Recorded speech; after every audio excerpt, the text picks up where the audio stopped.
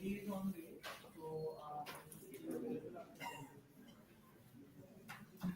very good morning to all the respected dignitaries, distinguished guests, esteemed speakers, faculty members, and participants present here today. On the behalf of University of Engineering and Management Jaipur, I, Dr. Ashutosh Singh, along with my co-anchor, Dr. Chavi Vijay, would like to extend a warm and respectful welcome to each one of you in this two-day international workshop on the applications of generative AI in critical thinking, innovation and design thinking. This workshop is also meticulously organized by the collaboration of Department of Science and Technology, Government of Rajasthan. We stand today at the intersection of technology and human creativity, an era where generative AI is not merely a tool but a transformative force reshaping the way ideas are formed, problems are analyzed, and solutions are imagined. From accelerating research to redefining creative workflows, Gen AI has already begun to rewrite the boundaries of innovation. As we commence this significant gathering, it is essential to start it with a tradition which symbolizes wisdom and knowledge, also the illumination of thoughts. I now invite the dignitaries on the dais to kindly come forward for lamp lighting ceremony. Also, our guest of honor, Mr. Subhajit Bhattacharya, is on his way and he will be joining us shortly. So I would request all the dignitaries if we can start with the lamp lighting.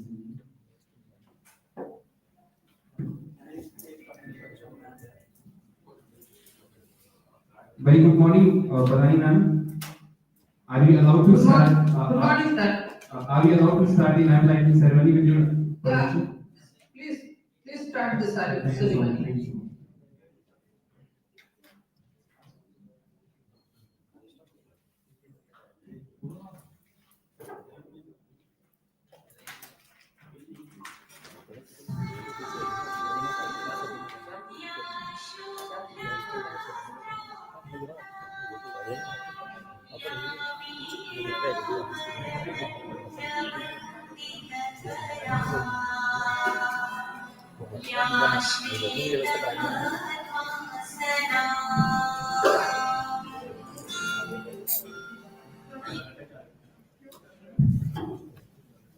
Thank you, respected dignitaries and my fellow colleagues, for gracing this auspicious moment with your presence. To begin the inaugural address, I request Professor Banani Chakravarti ma'am, Honorable Chancellor of INUEM Group, to kindly deliver her words.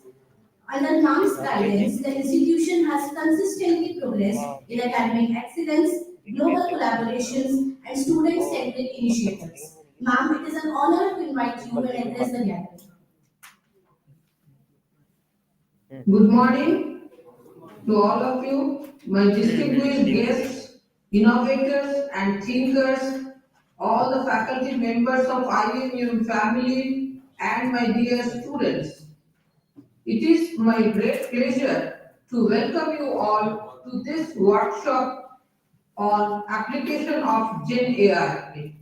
Gen AI is transforming design thinking, critical thinking, and innovation by augmenting human capabilities and enabling new approaches. Gen AI can generate novel ideas, products, and services, helping designers and innovators explore new possibilities, new business ideas, and revenue streams. AI-powered tools can create interactive prototypes, enabling rapid testing and iteration. GenAI can analyze user data and create personalized UX designs. General AI can process vast amounts of data, identifying patterns and insights that human might miss. GenAI can generate scenarios helping organizations prepare for potential futures. Generative AI is no longer just a tool. It has become a true collaboration, expanding our ability to imagine, design, and innovate beyond traditional boundaries. GenAI can accelerate product development by generating ideas, designing products, and testing prototypes. GenAI can assist in solving complex problems by generating novel solutions. This conference brings together brilliant minds from academia, industry, and research to share insights, challenge perspectives, and spark new collaborative solutions that will shape the future of design, thinking, and innovation.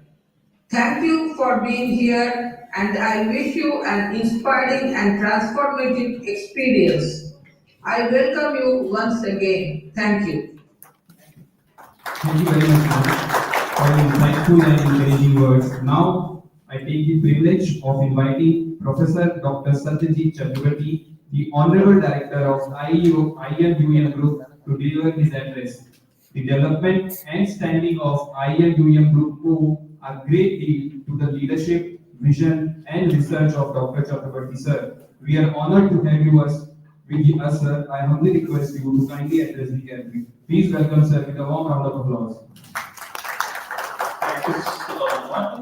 Yeah, am I audible and visible? Yes, sir. Yes, sir. Hello, am I audible? Okay, thank you. So, first of all, I would like to welcome all the delegates to the two-day international workshop, which is DST funded, the workshop on applications of GenAI in design thinking, critical thinking, and innovation. It is really, I think, the right time or the apt time to have such a workshop to make sure that all the delegates, faculty members, researchers are well versed in the usage or applications of GenAI in innovation, startups, design thinking, critical thinking. In the age of AI, Yes, sir. we have been seeing Yes, sir. a lot of the experts speaking that AI is replacing the human talent. Yes. Yes. But of course, the question comes then: where should human beings, where should students, where should researchers, where should the workforce develop their talent so that they are not replaced by generative AI? And that is where critical thinking, design thinking, and innovation comes in. Hence, being a university, this is a very important topic for all teachers, all students, to master. Then where should they focus on to make sure that in the future they are not replaced by AI? And this exactly is the topic, which is design thinking, critical thinking, and innovation. Of course, GenAI will be a very useful tool in these, but GenAI will not replace human beings in the area of critical thinking, design thinking, and innovation. What is critical thinking? Critical thinking will allow human beings, students, researchers, workforce to apply, to think thoroughly, to think out of the box. Because if you see how the AI works, how generative AI works, is AI is being trained on data that is existing, that is available, that is published. However, you will note that in any system, the published data represents less than 1% of the actual data. Like us human beings, whenever we make any decision, we don't base the decision on published data. We base the decision on published data plus our experience, the current affairs, the trends, the happening, the common sense, the knowledge passed down through through the ancient centuries, through our parents, through our experiences, through our environment. There are so many inputs which cause us to behave the way we behave, to act, to come up with ideas the way we come up. For example, I know many big CEOs like Sundar Pichai have told that his ideas in Google have been shaped by that one room hostel that he was staying in IIT Kharagpur when he was a student. So basically, what I want to say is that our experiences shape our decisions. But how does AI work? AI is a set of algorithms, classifiers, which try to mimic the human brain and train the algorithms by way of constantly, training and refining. But where humans can beat the AI is the out of the box thinking, is the risk taking, is the decision making, is the design thinking, is the innovation and innovative thinking. Startup founders are not frightened of their jobs being lost. Why? Because AI is not going to take risks. AI is not going to do out of the box things. So that is where all the practitioners, all the experts are constantly telling the population that that is where the education must train, the workforce must train in out of the box thinking, design thinking, critical thinking, innovation, startups, solving problems, all these areas. Now, AI will of course help us in these areas. Why? Because AI can do quick research. Like for example, for any new idea, we of course have to do a current literature survey, current what is out there. GenAI by way of just simple English like or any language like commands help us very quickly to summarize the research. So naturally, it helps us take better decisions when we are make informed decisions of the current knowledge that is out there, current published work that is out there. It is also in design thinking when we try to come up with various designs. When we run the GenAI algorithms on the existing patterns, it is very useful that anything thoughts that we have, when we try to run it through GenAI, we can understand what has already been published, what is already out there. There is a thing called a writer's block, but using GenAI, writers, singers, musicians, everybody is being helped. Why? Even entrepreneurs. Why? Because they are able to quickly research what has been published and come up with a fundamental, block of work. Now, based on that, people don't have to start from scratch. They can start from a certain level that is supplied to them by GenAI. But again, GenAI will not do original critical thinking or out of the box thinking. GenAI will just give the data on which it has been trained on, give an average case response. GenAI will never give emotions, in writing, passion in writing. GenAI will never give, the artistic glory of great artists. GenAI will just mix and match, do permutation and combination of already available information that has already been published. Hence, while GenAI has its use cases, has its usage and applications, GenAI will never ever replace human ingenuity. So that is why GenAI must be used in academics. What the leading academicians are telling, that you try to recognize that GenAI cannot be bypassed, but rather use GenAI as an input. Like for example, when you give a coding assignment or a problem to the students, tell them to start with GenAI, but then work on top of that, use critical thinking, out of the box thinking, innovative thinking on the GenAI output to come up with the final output. Right? Same in the lab assignments and coding assignments. Use GenAI based coding pieces, give it to the students as input, and let them work on that based on their critical thinking, out of the box thinking, research mindset, innovation mindset. Okay. So I would like to conclude by saying that GenAI is a boon, AI is a boon, and of course GenAI has made it very easy to use English like language or any language to just come up with high level coding applications, high level solutions without going into the detail, without knowing exact detailed coding. But again, GenAI gives average case solutions, solutions that are already existing. GenAI is never going to give very out of the box solutions that need critical thinking, which is where human beings, human brain always have the natural advantage. So let us recognize the potential of GenAI. Let us try to stay ahead of GenAI and not be replaced by GenAI.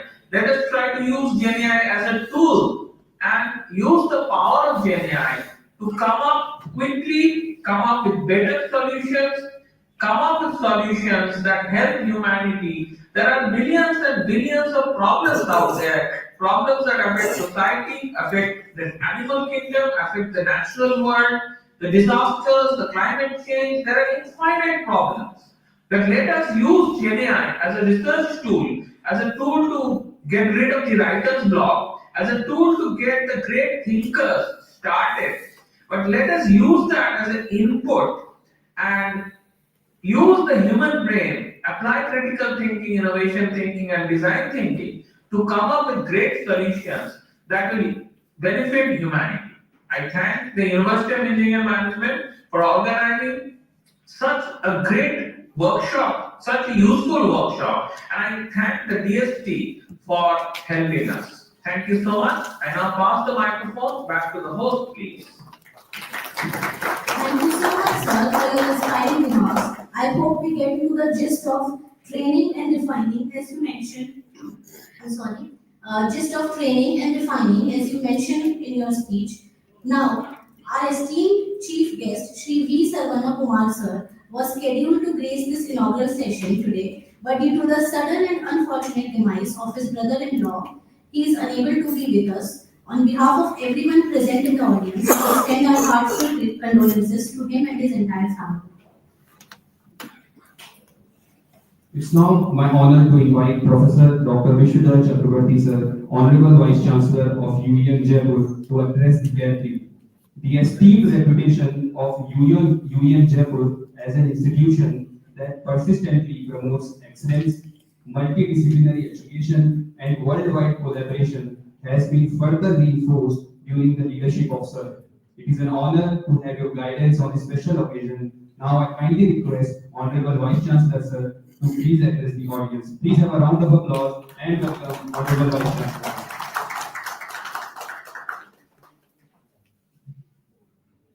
Am I audible? Yes, sir. Am I audible? Yes, sir, you're properly audible. Okay. So see, I'm traveling. I'm on the way. So if there is any problem, if you can't hear me at any point of time, please do let me know. In that case, I will like to switch off my video so that things are more audible. First and foremost, heartfelt thanks to the Department of Science and Technology, Government of Rajasthan, for funding this workshop. And I assure you, the representatives of Department of Science and Technology, that we will always do a good work which is intended towards promotion of academics, which is intended towards good academics, and which is intended towards the benefit of our students and the future of our country.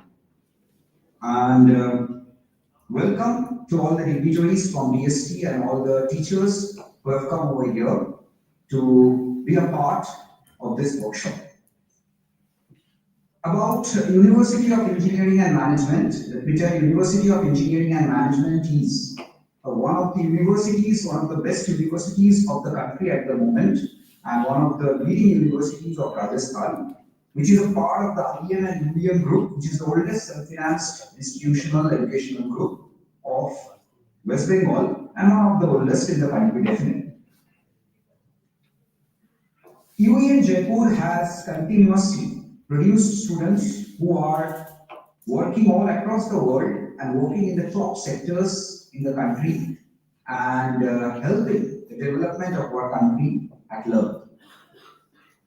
I'm very happy to state that if you travel to the best, to the top countries and the top positions, the top companies, you will definitely find some student or the other present from the IN and Indian group in that organization who is helping their organization to grow. And that is the main thing that we say, that we write the success that our students are actually having, and is the student success which gives us the maximum pride. And our teachers over here are working only with the idea that our students should see the maximum success in life. UEM Jaipur is, I'm really very proud to say that UEM Jaipur is one of the leading universities in innovation. And you know that AICT has got this mentor-mentee scheme in which UEM Jaipur is one of the mentor institutes of the country. And out of 200 mentor institutes in the country, UEM Jaipur is one. And we are providing mentorship to about 5 organizations in our country at the moment.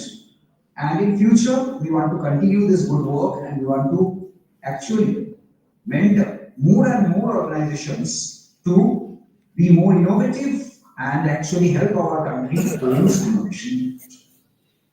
Now, herein comes that the world has changed and it is an AI world now. AI is leading the world.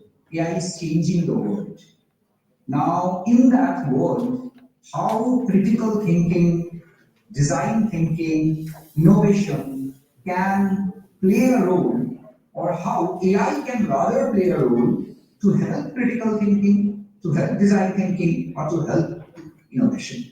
Professor Dr. Shukti Chakraborty has explained this in a wonderful way prior to me, but extending his words, I would like to take up an example so that the things is properly understood by those also who are not working into AI at working in AI at the moment. So I will take up an example of this, say, design thinking. How design thinking or how AI in past or generative AI in past has really helped design thinking. Now think of an organization which is a retail and sells clothes, the most modern fashioned clothes.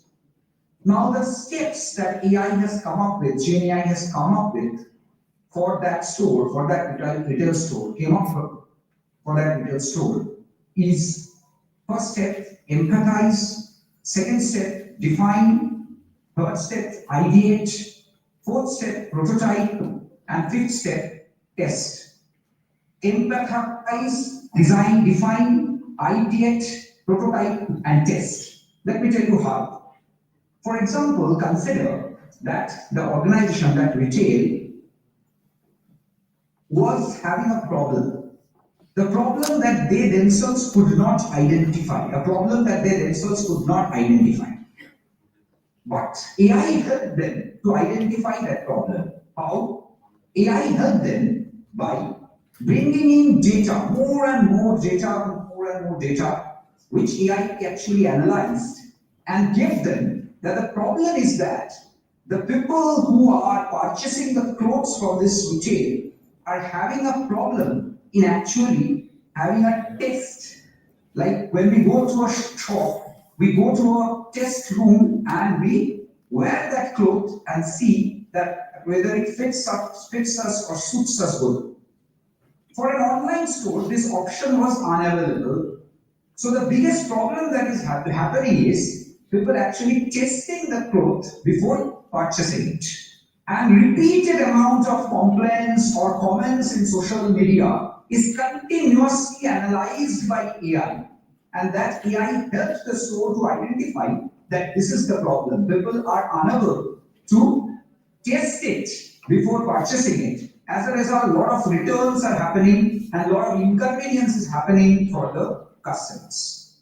Herein, the question of empathy now comes in. Human being as a whole, or human being now empathize, or the owners of this retail store empathize and find that, okay, this is a problem.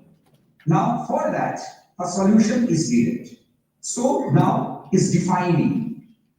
So who will define? AI has done its role. AI has checked the data. Given that this is the problem is testing.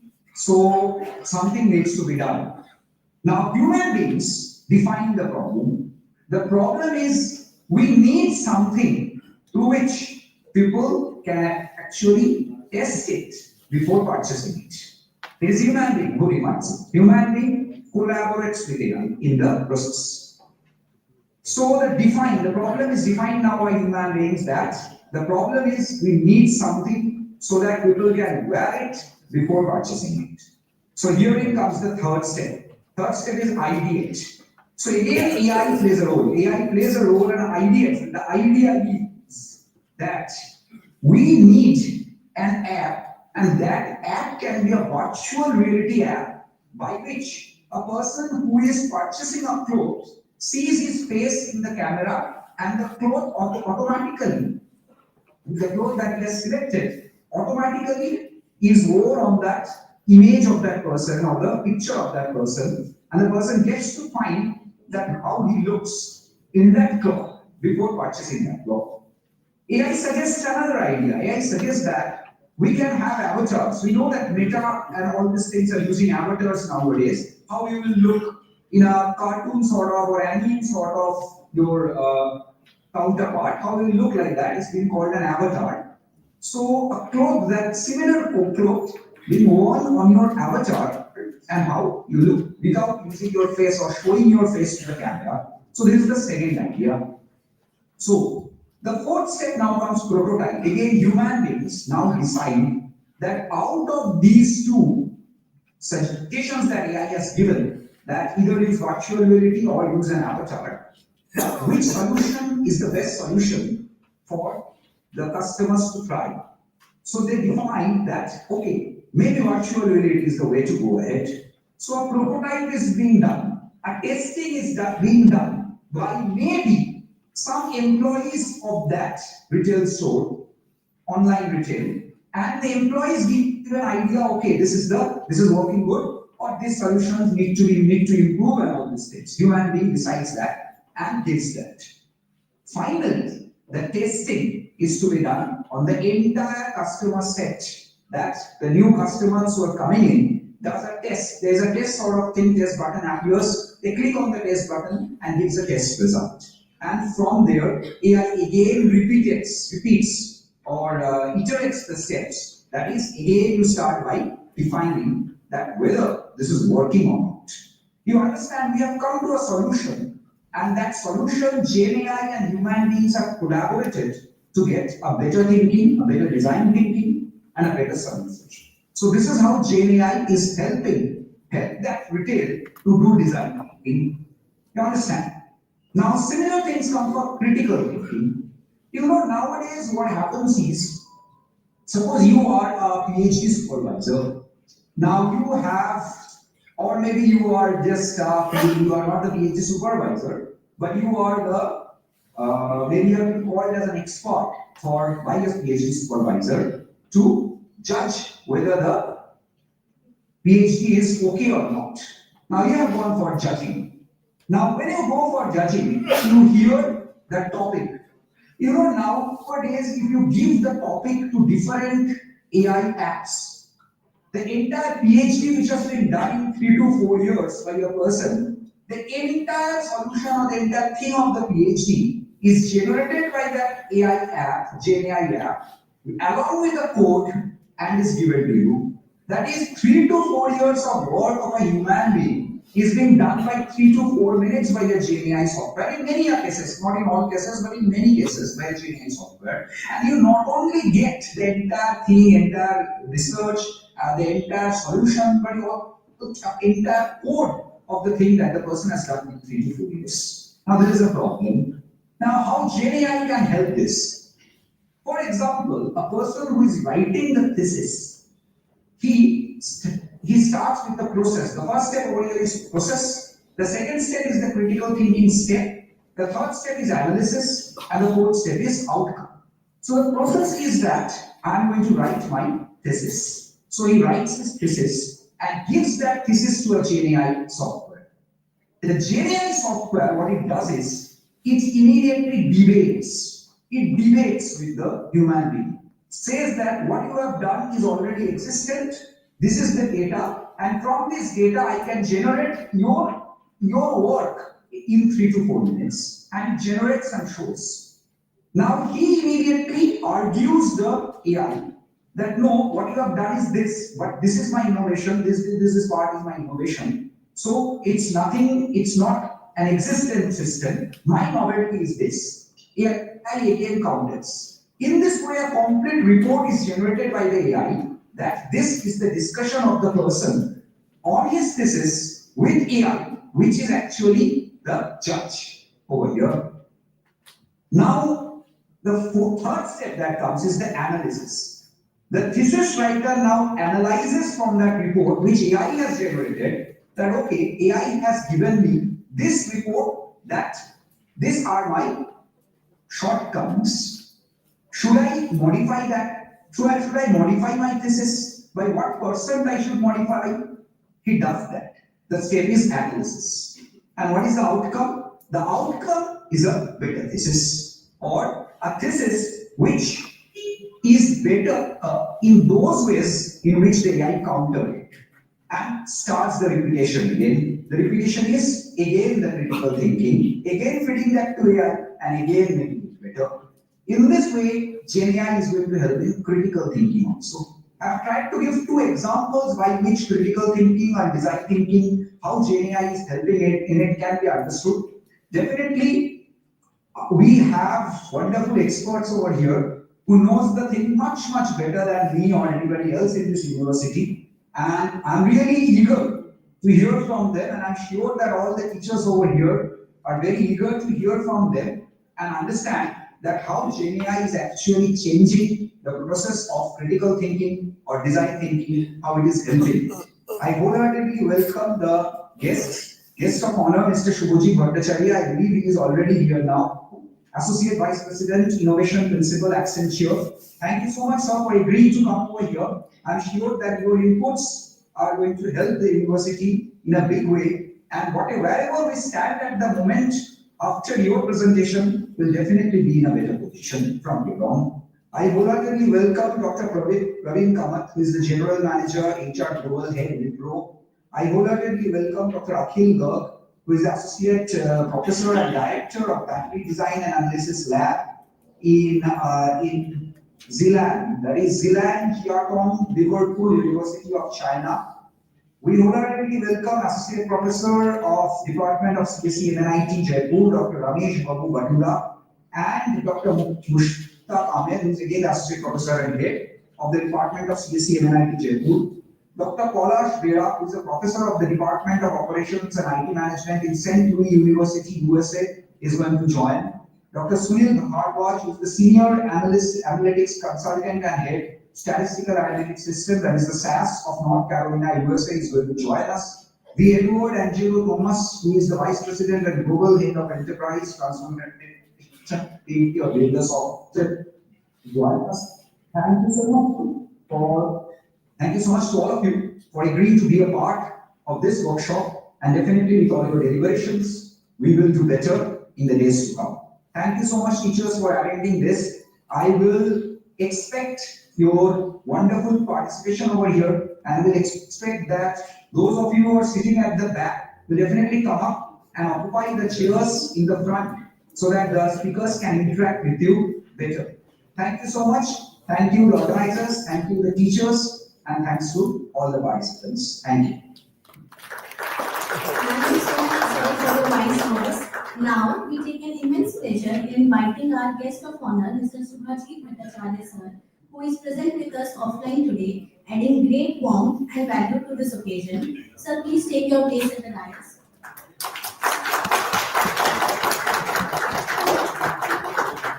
Mr. Subhajit Bhattacharya, sir, is a distinguished IT professional and innovation leader, currently heading innovation and future technology solutions at Accenture under growth and strategy. His multifaceted expertise spans digital transformation, AI enablement, business strategy, and technology evangelism. He has also been associated with Harvard Business Review's policy and has contributed actively as a mentor, entrepreneur, author, and public speaker. Sir, your thought leadership in emerging technology and your remarkable journey across industry and innovation truly inspire us. We are honored to have you here, and I kindly invite you to address the gathering. Thank you so much, sir. Can we have a round of applause as you welcome Jaipur?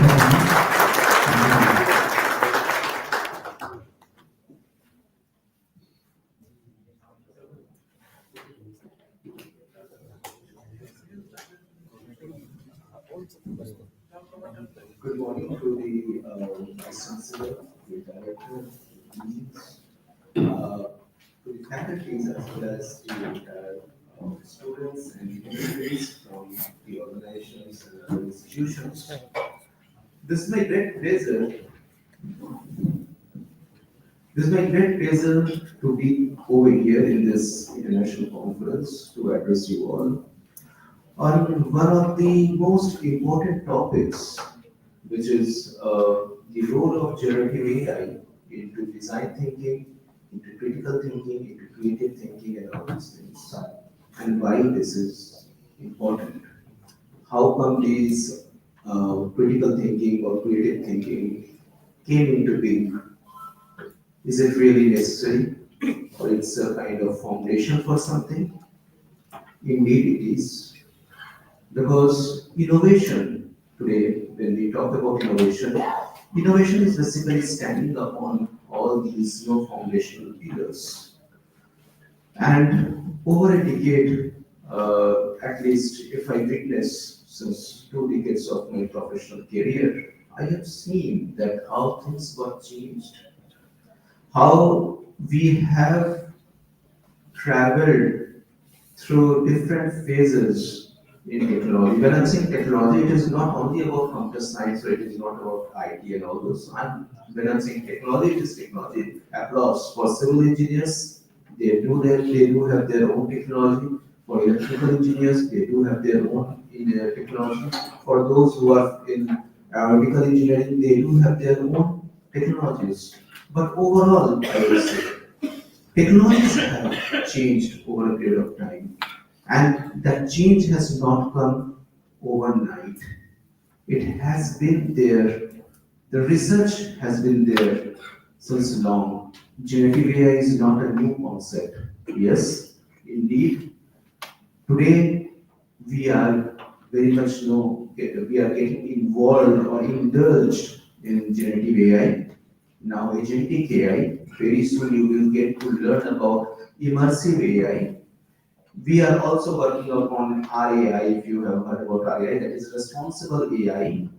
Lots of things are going around, but nothing is new. We have been working on all these concepts since over a decade. And how these things have come into being because of the thoughts, because of the ideas, because of the problems, what we have identified, what we have discovered since ages. And with those ideas, with those thoughts, with those problems, we got to know like what are all the solutions that can be brought in. Say for example, the best example could be cloud. Why this cloud was actually required? We did have our infrastructure, we did have the data centers, we did have storage, everything was there. But what was the requirement of the cloud? It was identified that, or we realized that we were very much dependent upon the infrastructure part. We had to procure everything from scratch to work on even for even small to huge applications. And somewhere or other, it was also realized that over a period, I would say maybe since 4 decades, 40 years, computer has been used at a larger scale. I'm not only talking from India perspective, I'm talking from global perspective. And thereby, we have got huge amount of data. Now we have got only two choices. Either, either I should go with the infrastructure, I should concentrate upon the infrastructure, or I should rather move ahead from infrastructure and I should look upon the data. And with data, I should work in an intelligent manner. So the concept of cloud has come wherein everything was introduced as a service. It started with software as service, so you don't have to worry about the software. Everything is there in the cloud. You just have to subscribe, just like the OTT platforms. You like most of you must be using, must have subscribed to Netflix or Amazon or whatnot. Similar way, there are so many applications which were there, even the enterprise-based applications, including SAP, Oracle, Microsoft, Google, everything. So they came into being. Following to that, platform as services, then infrastructure as service, then infrastructure as code. So everything was outsourced actually. I don't have to care anything. What if at all I have to care something? It is about my data, how I am managing my data, how I am storing the data, and how I am retrieving the data for different purposes. That was the actual aim of the cloud. But over a period, we also identified that with the help of the data, we can very well train a system as well. And because of that, all the concept of AI came into being, that is machine learning, deep learning, cognitive learning, all these things. Slowly and gradually, we also understood it is not only about giving the training to the machine and it will basically help to get the things automated, the process to be automated. Somewhere or other, it should also interact with the person, with the user. It should mimic the person, the activity of a human being, and therefore, why not we should come up with something called RPA, robotic process automation. Let it mimic the entire activity as we perform in our day-to-day lives. Following to that, we also realized that it is able to mimic our activity, it can automate the operations and processes, all these things, but at the same time, can it also generate something more productive on behalf of the human being? And thereby, this generative AI came into picture. It can very well help us to generate different types of contents, whether it is textual content, whether it can be it can be an image, it can be audio, video, whatsoever be. You can be a lyricist, you can be a music director, you can be a good, I would say, a painter, whatnot, even as our honorable Vice Chancellor was saying.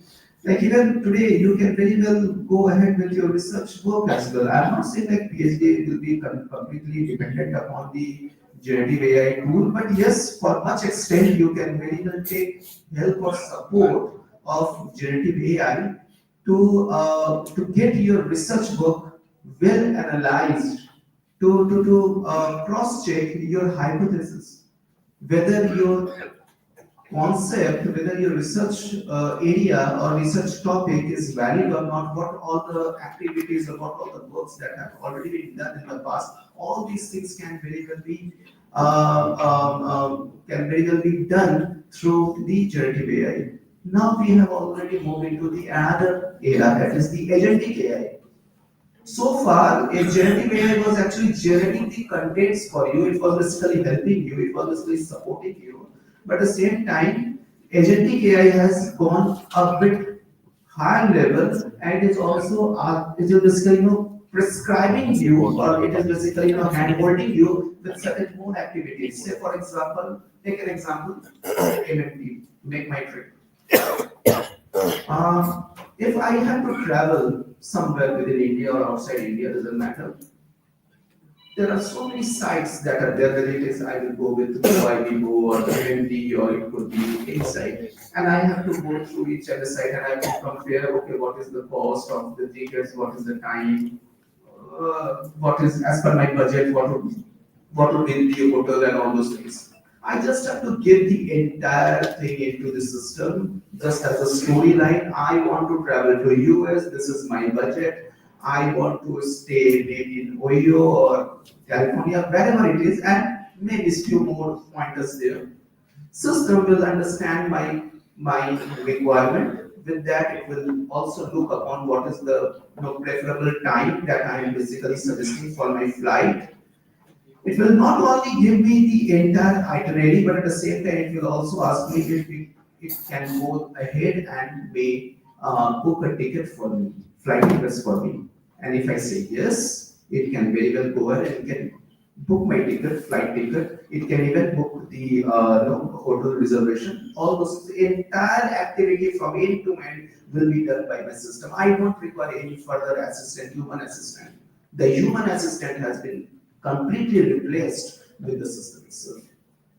And I think like in the recent past, there was a case filed by Amazon that it has found there are certain bots that are basically doing or placing different orders on behalf of human beings, and they are thereby the actual feedback part is very much biased. So those things are again like if there are certain I would say advantages with the technologies, there are certain disadvantages as well. But yes, certainly today, what as an organization I'm saying, what we are looking for is the entrepreneurial approach. This entrepreneurial approach can very well become from two aspects. First of all, you have to be a bit creative from your idea perspective. You have to adopt that creative thinking, then critical thinking, and you should understand what is design thinking all about. And ultimately, you have to understand where to use the generative AI and other related AI tools at the best way, so that you can get the best outcome out of it, which may give the foundation for innovation. So with this, I'm closing my note over here, and again, all the best for this conclave, for this conference, and I hope we will listen to further more insightful knowledge or topic from our dignitaries. Thanks a lot. Thank you. Thank you so much, sir, for your inspirational word. May I now request Honorable Registrar, Professor Pradeep Kumar Sharma, sir, to kindly felicitate our guest of honor with the token of appreciation.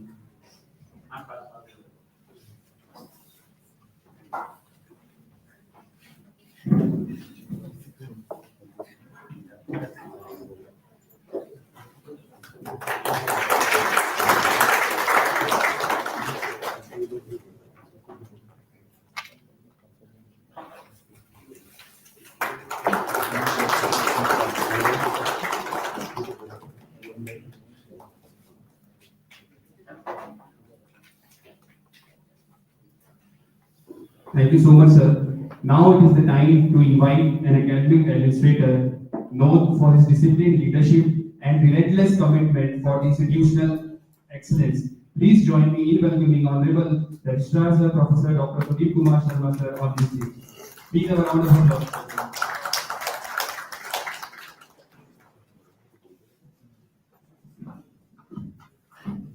Very good morning.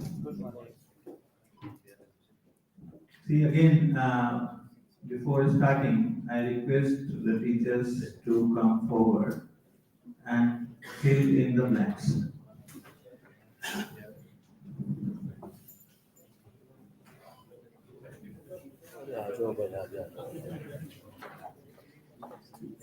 See, apart from what I can say or should say, there is no impact of Vice Chancellor's request also, that he has requested to all the teachers to come forward. Please, last benches, all. Apart from coordinators, Miss Coordinator can stay over there, but other teachers, staff members, starting from the last bench on this side. Please come forward, please come forward.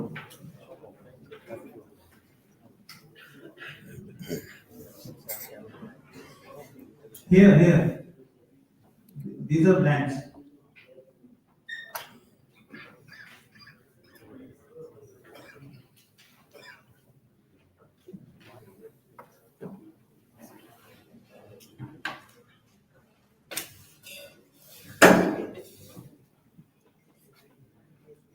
I hope it will not look nice that means if we come all and try to move the teachers. Can we? Can we move all these teachers to front? Okay, I'll come. आ जाओ यार आगे आगे क्या कर रहे हो यार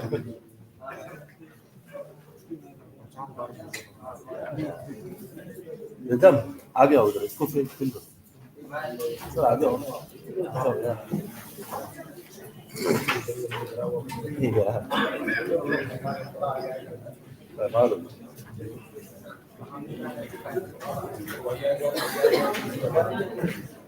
आ जाएंगे अपने आप उधर आ जाएंगे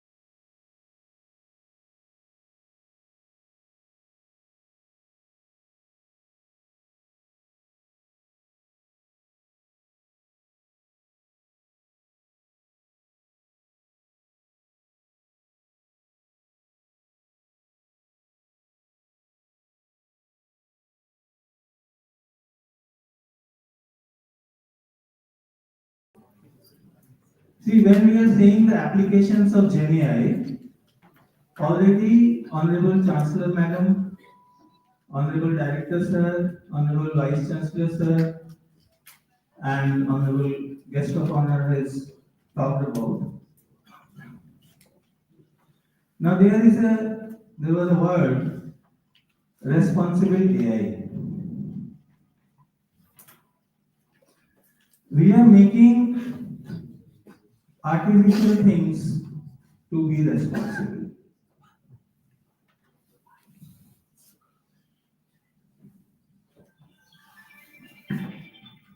You please try to reiterate this sentence. We are making or trying to make artificial things to be responsible. Can we? How? Another word was there, immersive AI. If you go deep into it, I hope most of the things you will understand. These are the things where the speakers of this workshop will put lights, that where the applications be in critical thinking, design thinking, and most important, innovation. I request all persons, teachers, staff members, all family members who are sitting over here, they are somehow, somewhere connected with the applications of artificial intelligence now. You cannot be thinking that, okay, I am not part of it, or I will not be a part of it, or you will not be a part of it. You will be, you are already a part of it. So my point is, when we are discussing the things from leaders of the industry, and you must understand that everything, whatever you are doing, everything, in my perception, everything is controlled, governed, and designed, conducted, organized only to satisfy industry requirements. We need to listen what industry is thinking, doing, planning for the prospects, and we need to take those initiatives into our curriculum. Sir, let me inform you about our university. I hope you know that University of Engineering and Management Jaipur is a part of IMUM group. It's the oldest self-financed institution in West Bengal.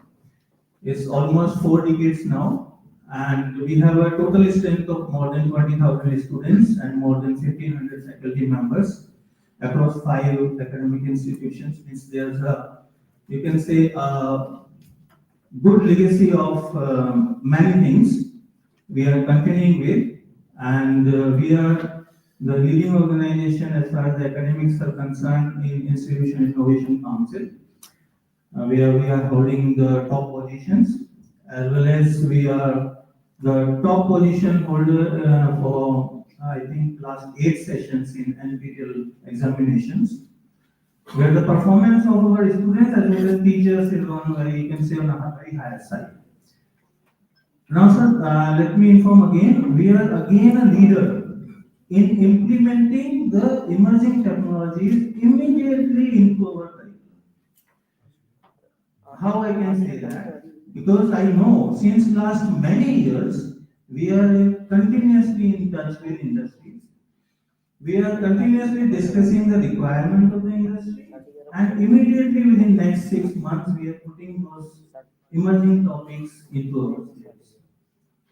That we can verify also, means it's a very valuable fact. When I am saying the GenAI things, sir, since last 2 years, essentials of AI essentials, essentials of GenAI, introduction and making the AI a part of projects of our students, a part of our research projects. Since last 2 years, as you can understand, it's on a very higher side. And now we are proud to say, we are proud to inform that next month we are going to install one of, you can say, one of the very high-end computing lab in our institution in UEM Jaipur. I think it's only one in Rajasthan right now, and in top 5, if you can say, only in 5 institutions I have observed. So one supercomputer lab, sir, we are going to install, and that particular machine is right now not available in India. So I am very much thankful to our director, sir, who has just purchased and brought that in to our system, and next month we will have. So we are having almost 50 GPUs working in our group only for the students and faculty members to research in emerging technology subjects. So when we are a leader, or we are making our students and teachers as a leader, so we should think about we should think about that how it can be better implemented. And when this question arises, the better to look is into industries. Because industry already taking care of all these facts, and I hope industry is better taking and planning that within next 1 year or 2 years what is going to happen. Because the technology change is very fast. Within next 6 months, we will be talking about some other emerging technology and trying to include in our syllabus. But right now, this application of GenAI in critical thinking is very important. Though we are doing very good projects, I will request that if you allow us and if time permits, so you should have some time visiting our innovation lab, where Professor Chopin, can you stand? Professor Chopin is taking care of all the innovative projects, and many of other teachers are here.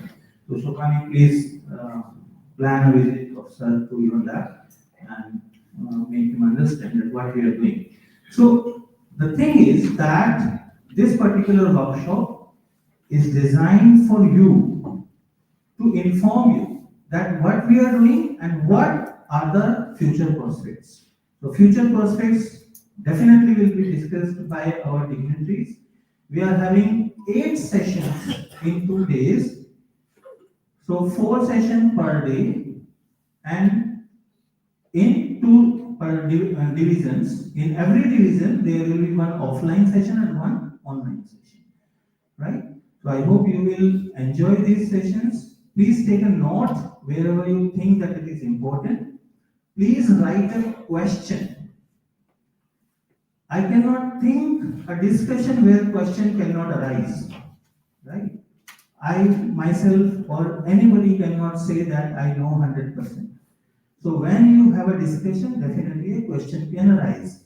So you please write a question relevant to the topic and try to ask to the presenter, right? So that way it will be more interesting, more interactive, and definitely it will give a good 100% output what we are expecting. I'm very much thankful to the Department of Science and Technology for funding this workshop and providing the path on which definitely our teachers and the students will have a very positive mindset for all these new applications. Thank you very much. Thank you so much, sir, for playing the role of disciplined leader so accurately. Thank you, sir. Next up, I welcome Professor Dr. Mukesh Yadav, sir, Associate Dean Academics. He is recognized for his academic vision and for strengthening the university's academic processes with clarity, discipline, and student-focused policies. Please, sir.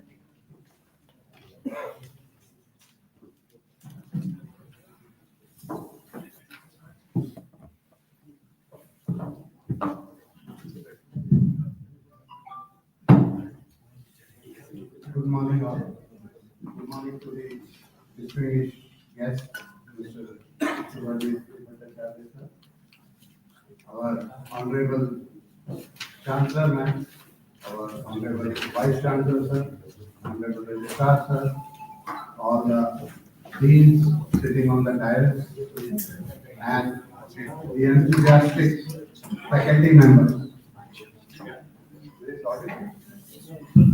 Okay.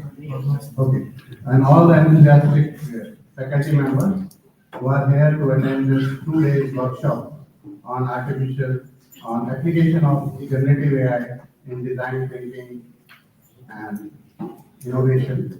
So I welcome you all. I welcome you all to be part of such a significant topic which the organizers have chosen, and obviously DST has funded this project, this workshop. So it means this is of prime importance for all of us. And as our speaker, Mr. Subhadip sir, has said, that technology keeps on changing. So I go back to the days when CS just evolved. So I used to say to the students that CS means common sense. Anybody who has common sense can do a degree in CS. And then IT came. IT was at its boom. Again, I told that IT is India's tomorrow.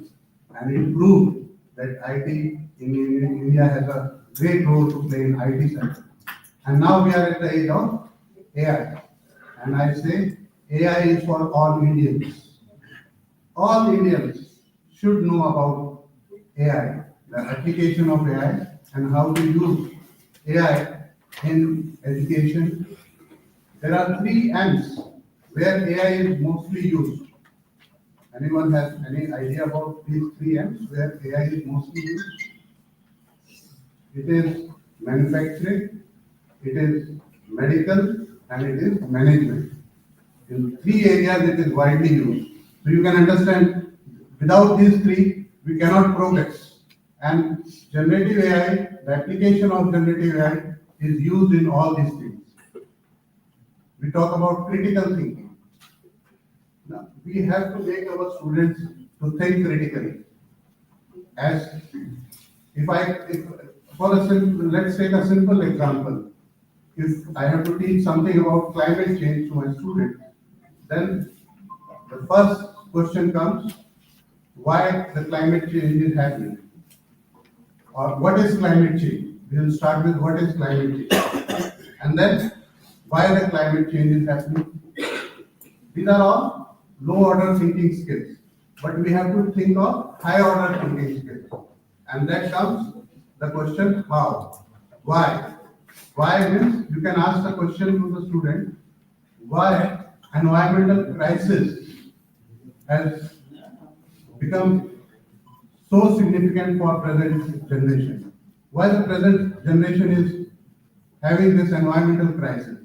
So this will make them to deep thinker. And if I ask them the question, how the present generation can come out of this environmental crisis, so they have to think critically. So my point, what I'm trying to make is, we have to go above what and why questions. We have to think on starting how. If you want to think critically, you have to start thinking how. As far as innovation is concerned, generative AI will definitely help us in innovation, but we do not want that AI should replace, or the efficiency of AI, we cannot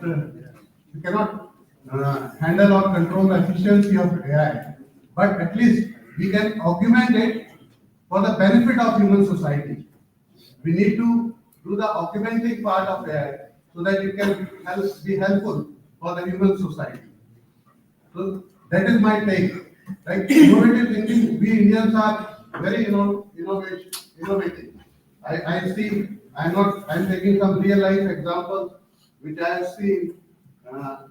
That you can call it innovation, ideation, whatever name you want to give it. But sometimes some phrases are so catchy that people get attracted towards it, right? So I remember once I was in Hyderabad, and on the roadside there was a restaurant, and this restaurant owner, he had put a big poster, and there was a picture of hen on it, and the hen was saying, "Meet me anywhere, eat me here." So this kind of innovations our Indians are doing. So human intelligence, there is no match. Obviously, AI can help us to give more ideas, it can help us to give more things. At one English speaking institute, he used a very catchy phrase, "बेधड़क या दिन दहाड़े अंग्रेजी बोलना सीखिए." So that was very catchy, and people got attracted. And same way in Delhi, there is "बेधड़क चाय वाला." Right? We have such phrases. There is innovation in this. There is innovation in this. So we have to see in science and technology also we need to use that innovation. So I was just going through all these things because I had to speak here. So I thought, let me take examples from some real life examples. So that was my take on this, and I congratulate the organizers that this is something very important for us. India should lead in AI. If we lead in AI, we can be the fourth. We are already fourth. We can come to the third position. We can be the third largest economy if India leads in AI. So this is a very relevant topic. I am sure that with the kind of dignitaries, the kind of resource persons we have selected for this workshop, they will definitely inspire ideas. They will share knowledge, and their knowledge will help us to apply generative AI into our design thinking, creativity, innovation, and critical thinking. Thank you everyone. Thank you so much, sir, for your words. Now I cordially invite Professor Dr. G. Uma Devi, Associate Dean Engineering, to deliver her concise remarks. She is a distinguished academic leader, admired for her work for engineering education and promoting technical excellence. Please welcome ma'am with a round of applause. Good morning, everyone. Due to the time constraints, Sir told don't talk more than 2 minutes. Gen A, it's not like a CSC relevant domain, but moreover, everybody already are using many of the applications related to the Gen A. Scooters, EV vehicles, so many things already in this part, right? So now new idea, will be coming with the toothbrush also. So that is a new design thinking. So how we are applying that our mindset. Even Apple, so many companies are coming with the new ideas, driverless car, so many things. That is a new things in the design part. Other simple example for the critical. If you have like a maybe in CSE, VA plus students are there. I want to make some students to send some Korean in the top 10. So what basis I need to select the students? I need to apply critical thinking. So it's not possible like I need to select top 10 because a human being need more analysis further. If I use like a generative AI or cognitive analysis or something, I can make it in the different kind of analysis within maybe like a half an hour. I can choose like a top 10 or top 20, whatever I want. Which part of the students I want, I can make it. So now there's a lot of applications are even relevant in GenAI, so we can use it. So that means it will be helpful for the faster innovations.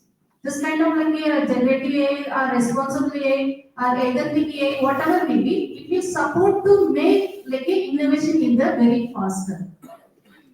My request only one thing. I also expect from the expertise also. So we are using lot of applications, but kindly let me inform us what is the level we can use that application. Ethical consideration is very much important. Any kind of like a machine learning or artificial, it cannot be replaced in the human being. But what level we are using that applications? So where is the like a end point? Kindly like elaborate this thing so that it will be like a support for the research level also. So sometimes we are using like a copy paste from the chat GPT. But as per the ethical, that is not correct. So as the engineering or any kind of domains, please let it tell us few point like the ethical consideration. So this much you can use this application so that it will not harm for any kind of society. So we are using this application for the development of the society. Same way we need to keep, so what level we need to use. So thank you for everyone giving this opportunities. Hopefully we are wait for receiving the information from the different expertise. So after 2 days, maybe we can have the full idea with GenAI, so we can implement our faster innovation in the different field. Thank you very much. Thank you so much, ma'am. Now I would like to invite Professor Dr. Preeti Sharma, ma'am, Associate Dean Management. Ma'am is an excellent collaborator and leader, admired for her work and skills in the field of management. A very good morning to one and all present here on the dais and on the dais. It is really a great privilege to be a part of such wonderful workshop for 2 days, which DST has sponsored us. And me being the faculty from management, initially we thought that the AI would be not our cup of tea.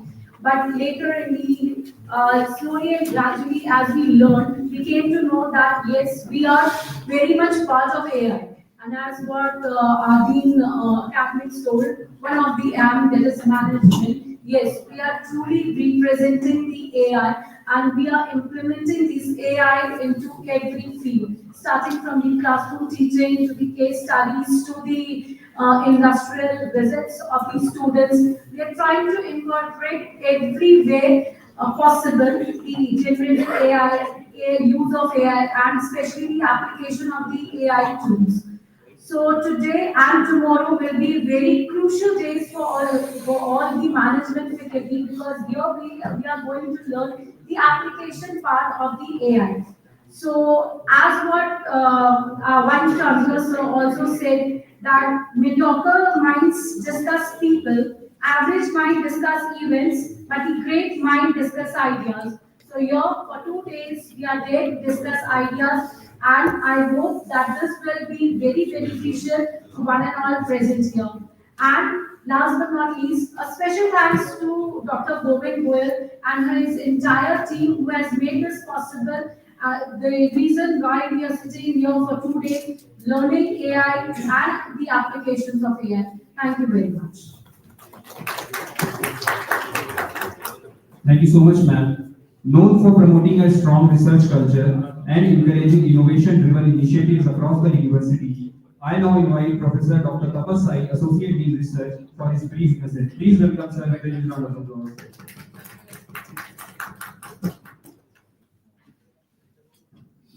Good morning to all of you. I welcome you to all to the workshop on application of GenAI in design thinking, critical thinking, and innovation. So, just I have been given 2 minutes, so little bit I want to share with you with my experience. I have started my research work with automatic programming in 2008, and when I have gone through this topic, conducting research, so there is one topic that is artificial painting and automatic programming, but this is taken off by generative AI. So using generative AI, we can draw painting, artificial painting, and we can generate realistic images. Now, apart from that, there are different applications of generative AI. So I have seen application in education technology, language learning, English and Chinese, different language learning. And apart from that, more important part of application is that is medical science and technology. So by observing that, we have taken one initiative from our university, that is from Department of Physiotherapy. We have created a group how to use generative AI, a large language model, in physiotherapy practice. So in coming year, we will move on with that and we will investigate how, and also we will search for how can we apply generative AI in different domains across the different discipline. So this is from my side, and thank you for coming. And I hope you will be get different benefits from this topic. Thank you very much. Have a nice day. Thank you so much, sir, and thank you all of our respected dignitaries for their insightful and inspiring words. With this, we formally conclude our inaugural session and now move ahead to the most awaiting part, which was the academic heart of today's program. It is time to begin the session number 1, and we are honored to have our guest of honor, Mr. Subhajit Bhattacharya, with us offline today, as many of the speakers will also be joining us online to lead this opening technical session. As we have already introduced Mr. Subhajit Bhattacharya, sir, let me give a brief introduction again. A leader in innovation and emerging technologies, and also his perspective will set a perfect foundation for today exploration of generative AI and its transformative potential. Please welcome, sir, with a huge round of applause again.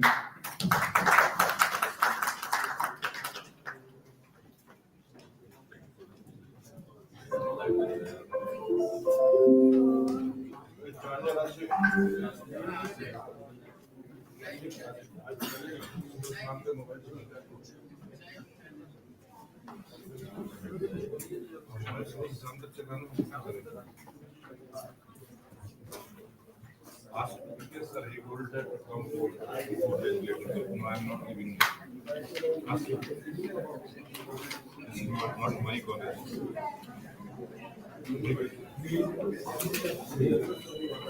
Office will be closed.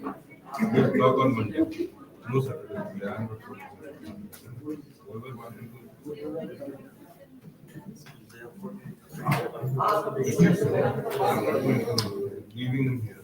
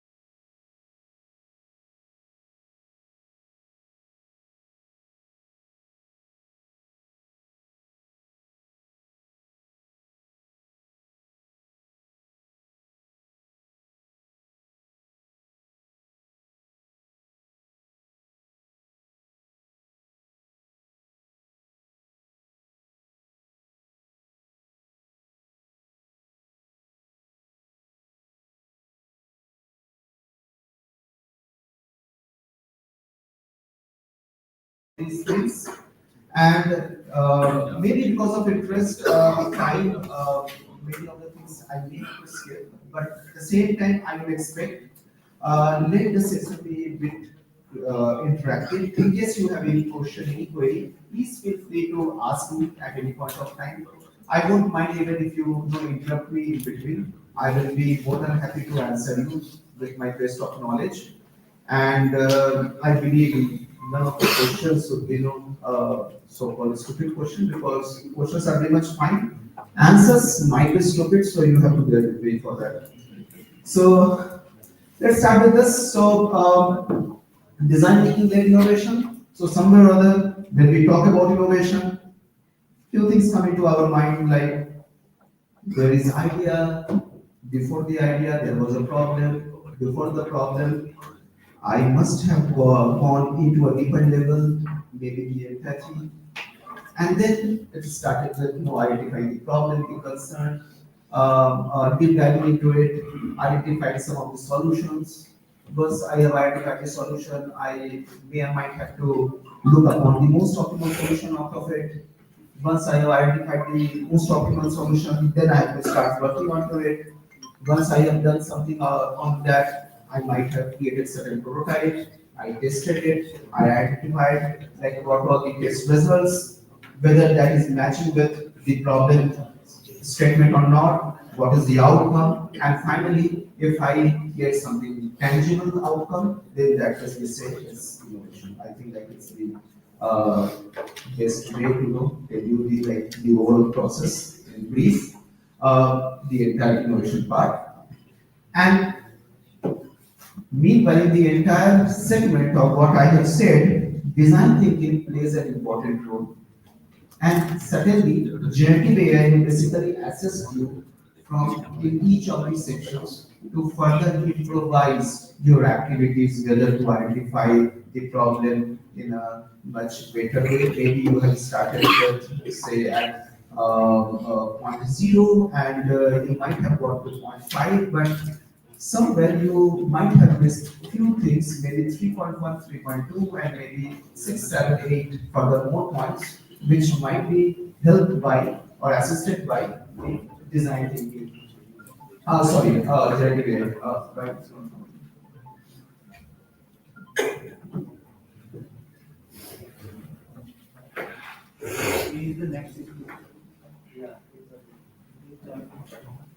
think to innovate. So, one thing I always suggest to all, we all do have certain hobbies with us, but one hobby you should take, whether you as the faculty members or the students, everyone, that is the ideation. Adopt ideation as one of your hobbies. You will see there is a miracle in your life. You will see there is a change in your life itself, the way you start thinking.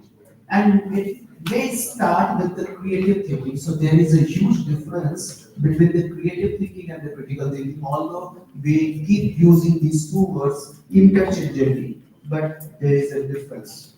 And between the creative and critical thinking, there is something called divergent and convergent thinking as well. So we start from divergent thinking, then we get into the convergent part, and following to that, we get into the critical thinking. And then once we finalize the topic, we can very well get into the design thinking part, and in the entire process, we can certainly take help of generative AI. So, in the entire process of this innovation or ideation, whatsoever you say, generative AI will always be there behind you. It is up to you at what time, for what context you are going to use generative AI, either to improvise your idea, or it may happen that okay, you have quite good idea, you have identified the problem, you know what is to do, but you don't know like how to start with. You don't know what would be the best probable solution out of it. You may not be aware of from where you should start in order to address the solution. All these things, or maybe you may not be aware of what could be the model, what could be the architecture, what could be the framework. Generative AI may assist you to figure out all those things as you proceed ahead in your journey. So, in short, the ideation, the problem statement, all these things, and ultimately a project innovation, all these things, like I normally call it a research work. It is not about like, okay, every research should be associated to a PhD. And in fact, to me, I believe now the concept of PhD should also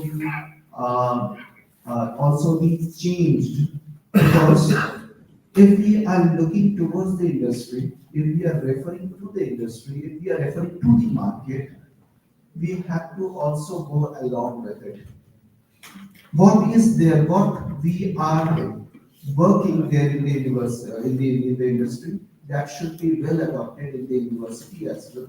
And accordingly, the research work should be well aligned.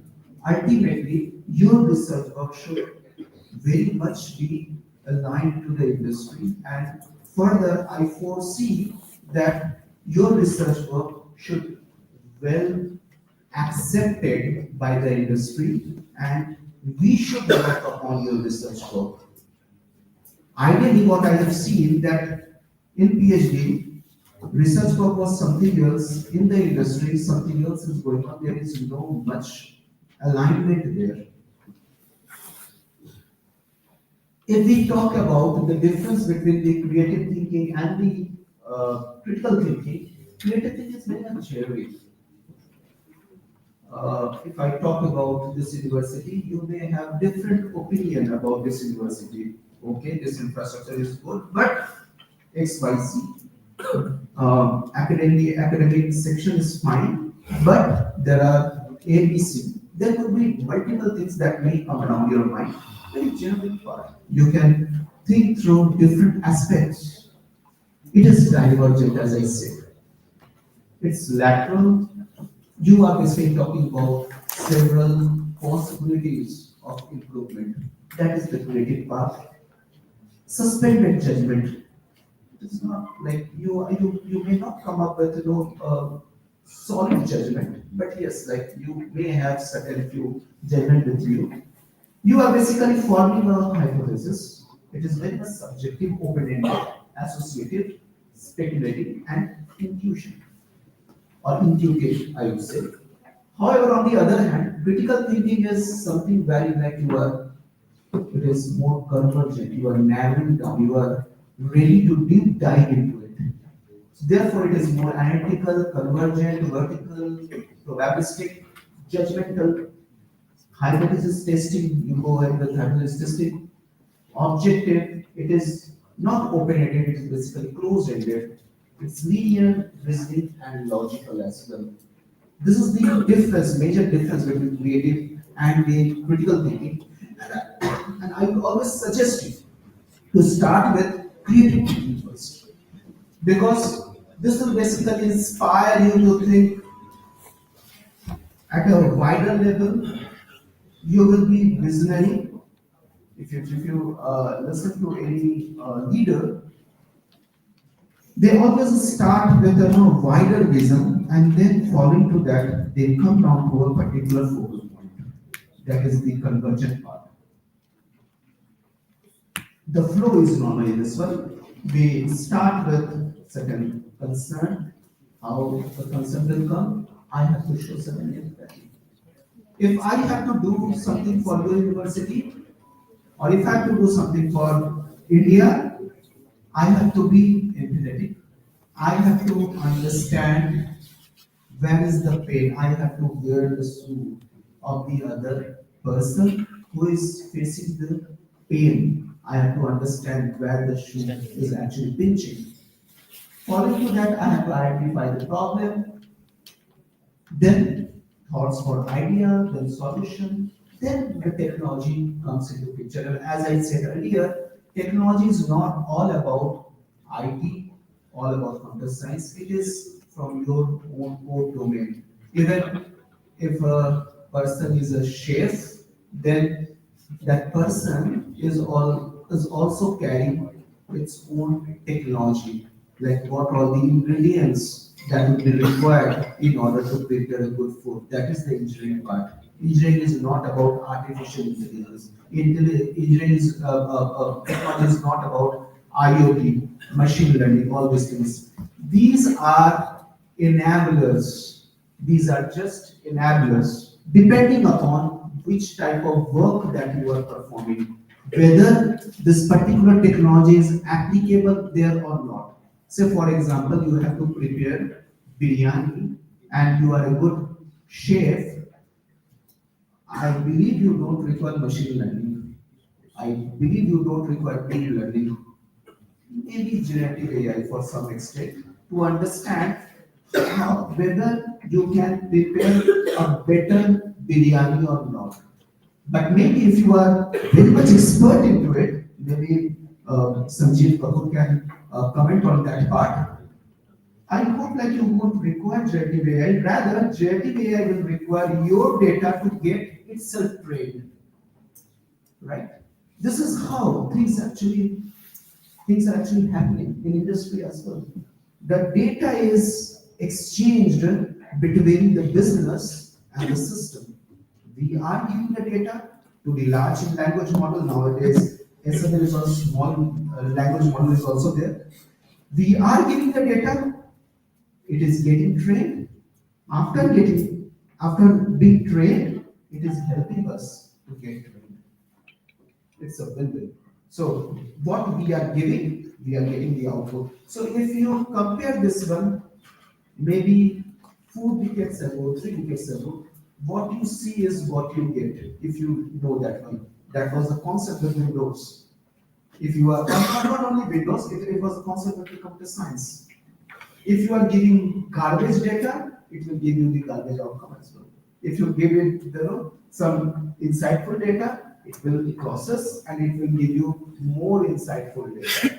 This is what the generative AI in a nutshell, I would say. I would not mind if someone can just tell me like when I have to stop, because if I get into the flow, I will into the flow. So just to let me know. Coming down to this part, design thinking.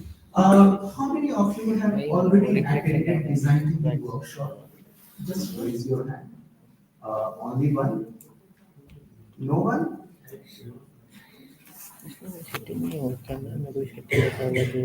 Okay. Do you know what is design thinking? Have you heard about design thinking? then someone is Sir, I have attended one session on design thinking. Basically, what it is it's a way of living now. So whatever basic tasks that you are doing, you have to think it thoroughly, think it thoughtfully, and then process the work. Basically, as an innovation, apply innovation and ideation in every task that you are doing. Is basically what design thinking is. That's what I have. Actually, anyone else? Yeah, please. Good morning, sir. Sir, I'm a language teacher, so I have certain perception regarding this design thinking, so I will share that. What I feel design thinking is it's a format for a particular ideation which is in form of solution you have created. So that is my perception as a language teacher in terms of design thinking. Yeah, sure. Please. Sir, we had attended a innovations council workshop last year at Everett. So there we were talking about design thinking and startups and how startups. If I hark back to my school days when we were first taught what hypothesis in mathematics, I think it's at a very similar level that first we empathize with the problem and then we try to like formulate a pathway to go up to the solution, to offer a solution to that problem, and how it solve and what is the reach of the problem that it would have. So that whole process, in my opinion, is like the design thing, the process, designing the process that would help solve the problem. Absolutely, absolutely. And in fact, it's so nice to interact with you because you all are faculties and there is always an exchange of knowledge because you are also coming up with vast knowledge, and when we share with you, when I am sharing with you, very facile.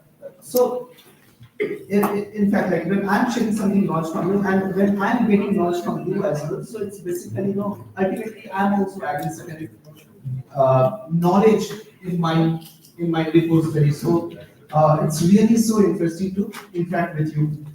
So basically, design thinking is a creative and collaborative design methodology which provides a step-by-step solution-based approach to solve a problem. It's more of human-centric. It's more of a collaborative. Innovation cannot be done in isolation. Cannot be done. Because my idea is always a baby for me. My innovation is always a baby for me. And thereby, my child is the best child. But when I expose my child to others, then only I can get to know what all the drawbacks it may have. If I have left out something in between, if there is a scope of improvement, that is what the design thinking is all about. Design thinking says that you should be collaborative, you should work together. It is more human-centric, and thereby that particular word comes in the empathy. Unless and until you are empathetic, you will never be able to understand what the pain the person is facing. And until you are able to understand the pain, I'm sure you will never be able to frame the problem statement. And until you are able to frame the right problem statement, it will be very difficult to identify the solution. And if you don't have the solution, that means your idea is not well cooked. आपका बिरयानी सही से नहीं बना है. And thereby, when you will ultimately come up with the solution, assuming that people will praise the biryani, you will get a negative feedback. And your entire effort will get it.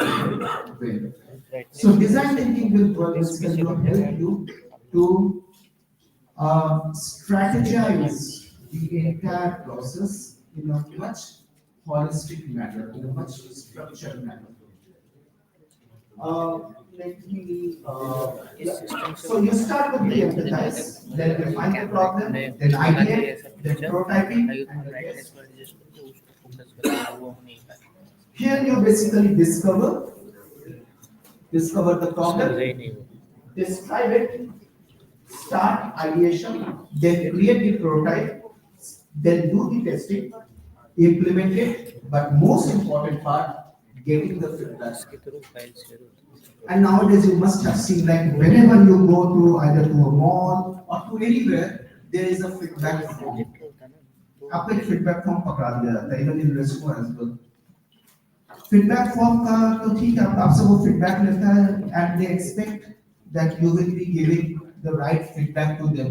That is one thing. But at the same time, they normally ask you to fill your basic details, name, phone number, all these things, so that they can maintain CRM, customer relationship management.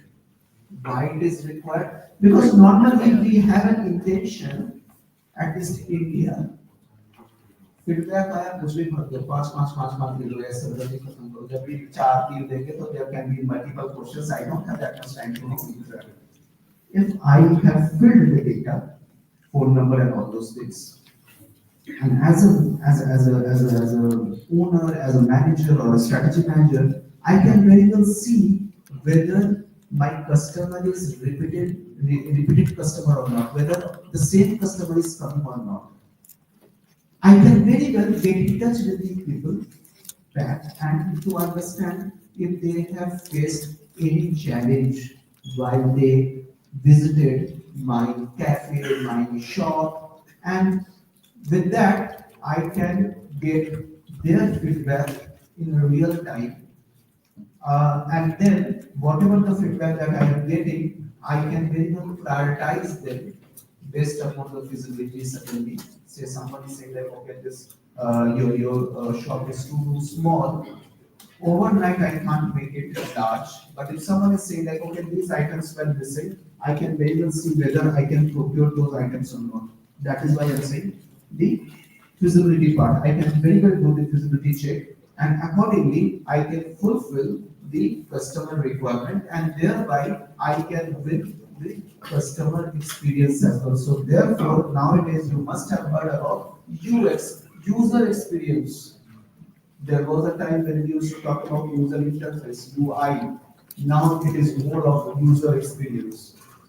Experiential part of the user is very much important, and there the design thinking as a subject overall can help a lot to identify whether my understanding, whether my user, my customer, client, consumer is happy with me or not.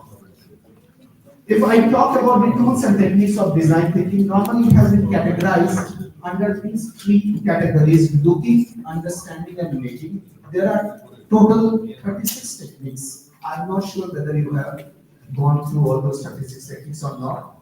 But if you go through all those 36 techniques, you will see you are going to start with identifying the problem with various techniques to creating the proper prototype, till doing the market and industrializing your product or the service, what you have identified as a problem area. So start with the ethnographic research, and you will come down to the design rationale. However, the techniques or the tools that are defined over here, you did not have to follow in the same sequence, but it is good to follow in the particular sequence. But again, depending upon the problem statement, depending on the problem, you can select some of the top techniques from looking, understanding, and making, and with that you can very well launch your product and service in the market. If we talk about the components of creativity, you need 3 things for sure. As I talked about in the initial, creative thinking is very much important. So creativity is very much important in design thinking, as well as if you are aspired for doing some innovation. The first one is your expertise. You must be expert into something. कोई चीज का आप expert ले लो. It is not about the technology. Again, I am saying you have to be expert in the area where you belong to. Motivation, you should be well motivated, at least self-motivated, because there will be several challenges, there will be many people who may discourage you, but you have to be self-motivated. And finally, the creative thinking. You must have the creative thinking. Getting the right match. If someone may ask me to develop a model for an aircraft, I am not the right person to do to develop the model for an aircraft. But yes, I may be a right person to develop a model for a machine learning language. Maybe. So the right match is very much important when you are going to do some innovation around it. Getting the freedom. You must be free. Freedom to think, freedom to do whatever you want, and this must be there. Like in case you are going to do research work and all, this freedom should always be there, because it can be interdisciplinary as well. While you are working on a particular technology or a particular subject, it may happen that you have to refer to other topics as well. You should have proper freedom. And finally, sufficient time and resources. You must have sufficient time with you, sufficient resources with you, so that your ultimate goal must be served or accomplished. These things should be there in order to ensure that your design thinking practice must be made adequately. If I go into a deeper level of design thinking, we start with the discovery, then we describe. Following to that, we start with idea prototyping. We go for the testing, then we implement it, we mobilize it, we do maintenance and support, and finally we look forward for industrialization at a scale, and then we start basically improvement through the feedback loop. I've just summarized the entire slide in short, but I'm giving you a few seconds or so. Just have a look. In case you have any question around it, please feel free to ask me. This is just because in the interest of time I have just summarized it. But in case you have any question, please feel free to ask me.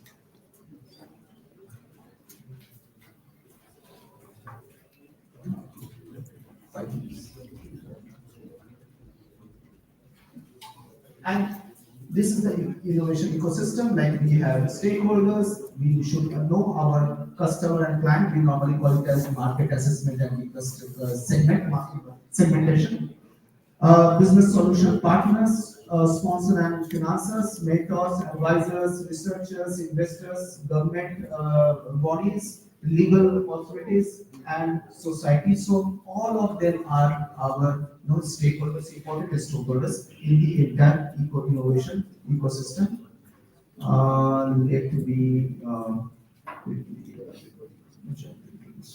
One more thing, one important thing I would like to tell you over here. Every idea, once you come up with an idea, make sure that every idea must be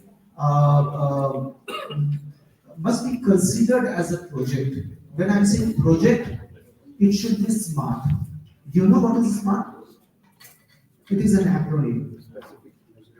Yeah, specific, measurable, attainable, realistic, and time bound. Your idea must be like this. Otherwise, one thing is sure, your idea will never be implemented.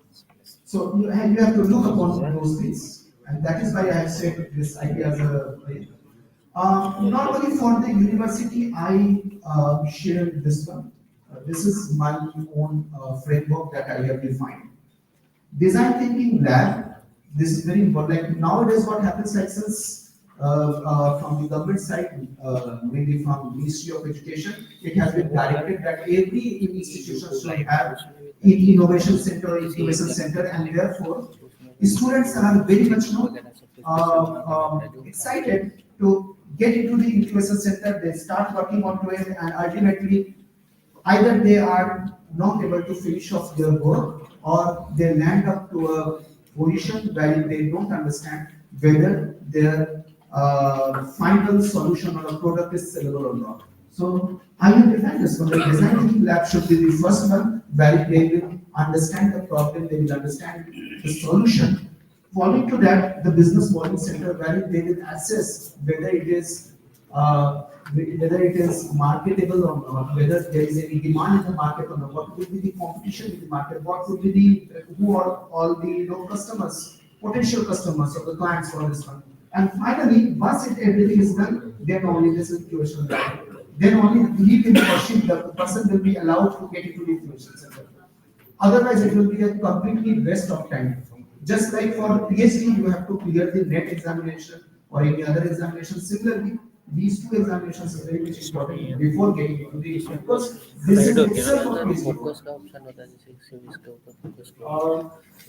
Now, coming down to the generative AI, basically in generative AI, with the help of generative AI, the entire can do research and refinement part, better insights, clue for ideas, structural thought, diversify, get focused contents, discover solution enablers, discover ecosystem enablers and partners, better project planning, assistance in prototyping and modular design. As I told you initially as well, this any kind of AI, any kind of tool, any kind of technology is nothing but your enabler. It depends upon what type of problem you are addressing, what type of idea you are carrying, what type of solution you are thinking of. Generative AI basically will help you in the entire journey, and wherever you require the support of generative AI, certainly you can take. And I believe now the examination pattern should also be changed. Maybe you can take that initiative. Let it be open, not only the open book, open AI. Bring your own AI. This is the new concept nowadays. Bring your, like there was a time like bring your own device. Now bring your own AI. Because most of the AI tools are on subscription basis. Bring it. You are the student. This is the and the problem. The question will not be from the book. It will be more of use case. So therefore, POP, professor of practice, is very much important. I have shared this concept. I'm also onboarded in Niti Aayog. I have shared the concept of mentor-coach model, wherein the mentor is from the industry and the coach is from the university. And suppose I am the part of the university, I will give you the use cases. That use case will be given, that use case will be cooperative, a paragraph. That will be given to the student. Now the student may have access to the computer and all those things. Let them use whatever the generative AI and whatever you feel that will basically show their capability of thinking, capability of creativity. Let them do the answer. Thereafter, there will be a viva, which is obviously closed book, closed system and all. There you can ask whether they know the concept or not. Let the things be bit changed. You will see a big difference. This is what we are looking for. And as part of innovation ambassador from Ministry of Education, I expect that this university will also excel in innovation. Whatever be the support that is being expected from my end, I will certainly be more than happy to extend my support to the university, to the students, to the faculties. And yes, certainly, like in case the university is basically planning to set up its incubation center, I would say like center or practice center for innovation, I will be more than happy to help you out here in that case as well. With this note, I will not take much time because other speakers are also waiting in the line. I'm closing my note with this thought. Thank you for listening to me with your presence. And in case you have any query, please feel free to ask me, maybe right now, maybe offline, whenever you feel. I will be more than happy to answer your questions. Thank you. Thanks.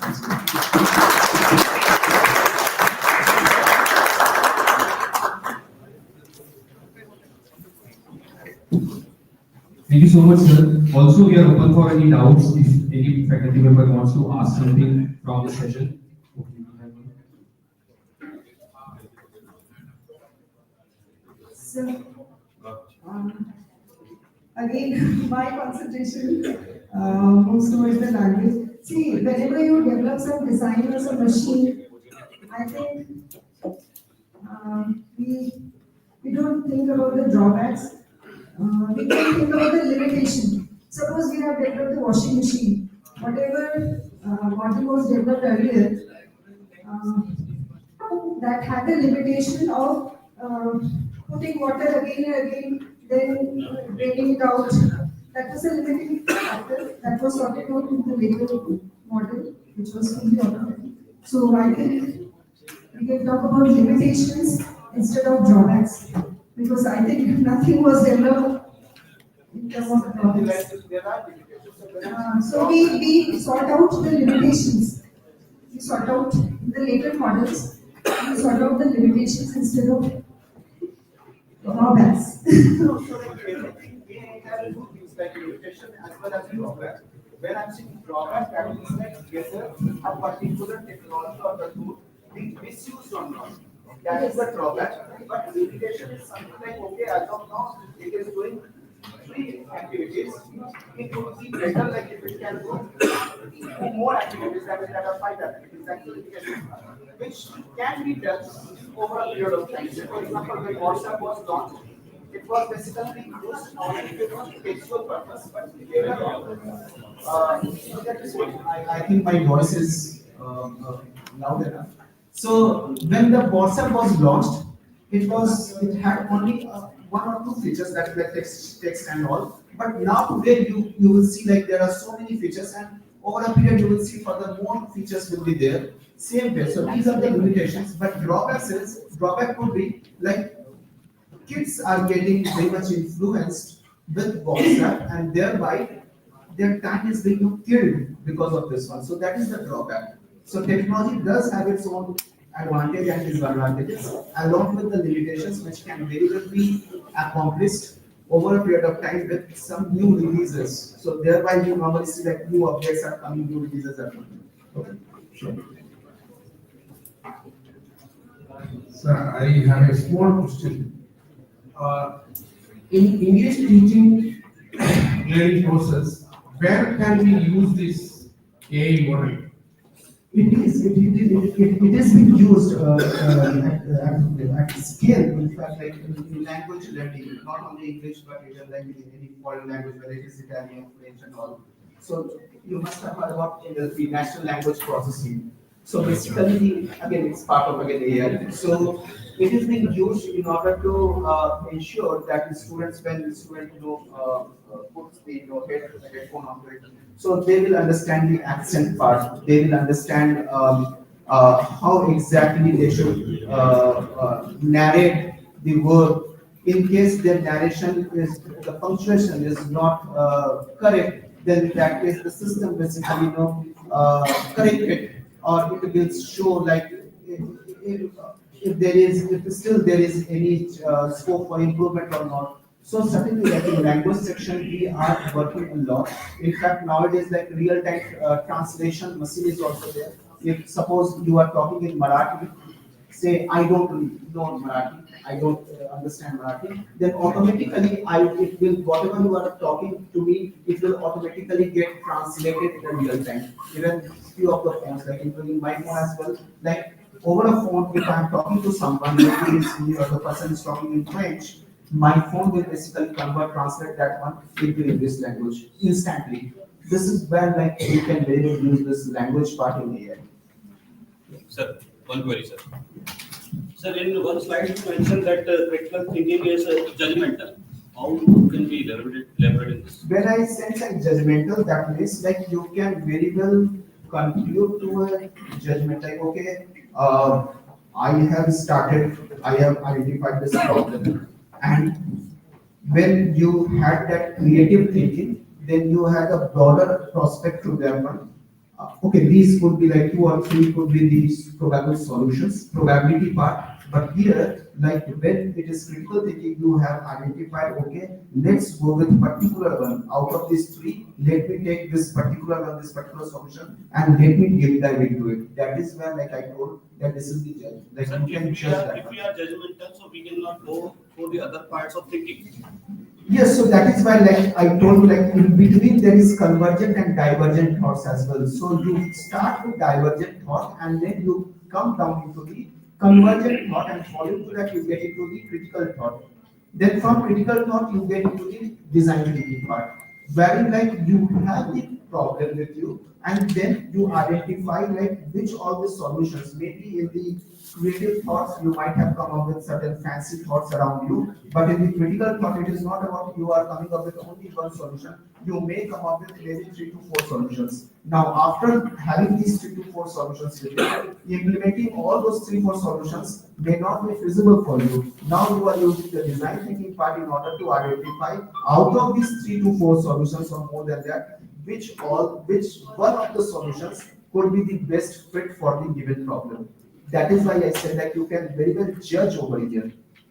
Like मेरे पास 10 solution थे at the time when I was thinking at a random basis. Now over here I can very well judge like, okay, now out of these 10, 5 are very much okay with me. Now out of this 5, it is not feasible for me to implement all these 5. Now I have to identify or to prioritize which one out of these 5 would be the best for this particular given. So we have to be selective, not judgmental.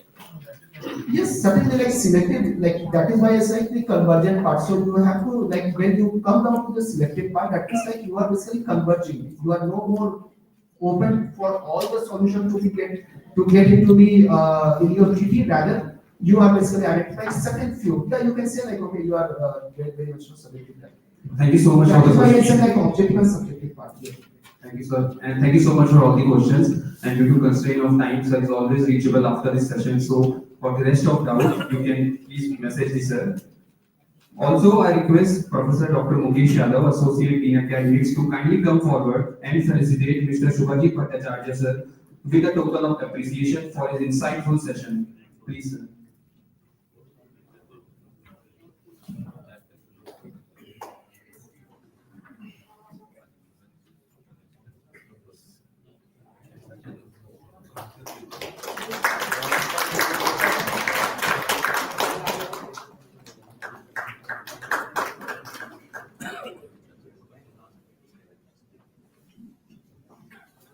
Now we move on to the next session, and our next session will be conducted by Dr. Akhil Garg, Associate Professor at Jian Ziyatong Liverpool University in Suzhou, China.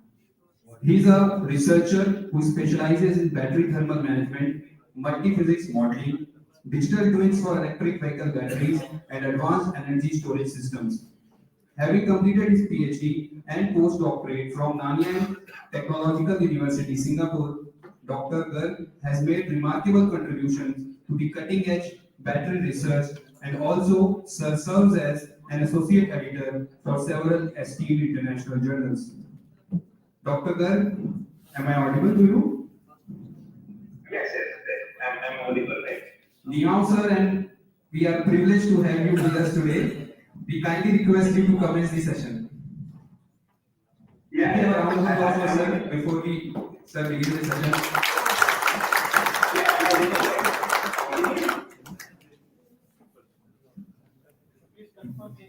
Hello, I'm audible, right? Yes, sir, you are perfectly audible right now and also.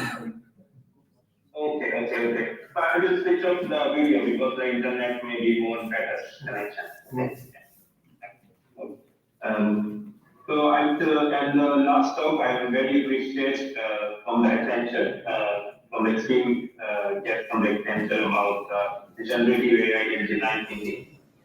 But my talk will be more about application, how we apply the generative AI, especially engineering application. And you know that UEM also have engineering and management. So my focus may be more about engineering, how we use generative AI for engineering. And today I will discuss the first important part in this workshop is the design thinking and innovation. So my topic will cover design, and the innovation part. Okay?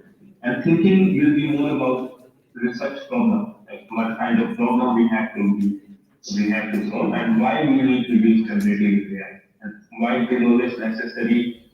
Why don't we just don't use generative AI and use simple solution? My application will be about the vertical takeoff landing technique, basically flying vaccine. Okay. And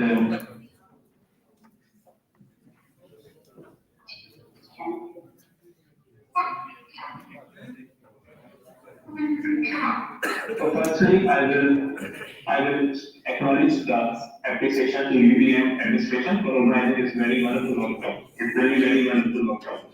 I think it provides a lot of critical thinking and also it provides a push forward of use and application of generative AI in any field, not just about engineering. It can be even language or it can be any field. So AI is progressing very fast. The technology is emerging. But how are we going to use this in design process or in our thinking or in our field? That is an important part. My collaborators for this presentation is from German companies. Ovia Limited. This German company when I got at IT Delhi. And the second collaborator is Rolls-Royce. It's from the UK company.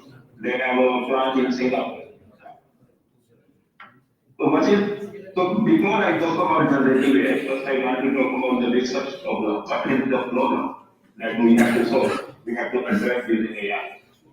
So as we know that we are helping the flying car battery to stay cool and safe by designing a super smart solution. So what is electric flying car? So basically this is a very new concept. In India also recently the government has launched this project about electric vertical take.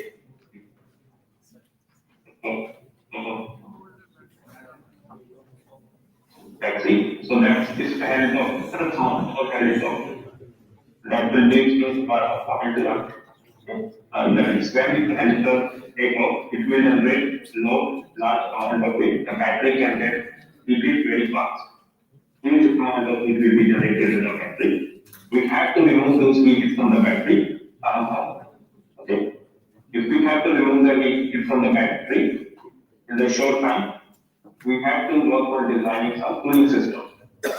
Just like in summer season, in summer we also use air conditioner, right? Similarly, battery also feels hot because it gives a lot of energy to drive this helicopter. So we also need to cool down the battery. So we can use the liquid cooling system, we can use air cooling system, we can use the fixed material system. So what kind of batteries are used in electric aircraft? Small, I will say electric helicopter. These are the out cells are being used. Yes, as you can see in the picture, this company is from the Spain, Spanish company. They are providing the battery getting used in the electric aircraft. Okay. Now they use out cells. They are using 11 Ah out cell, means one out cell has energy of 11 ampere hours. And they are using 384 cells. So you can imagine this pack at 384 cells inside. But the problem with this battery pack,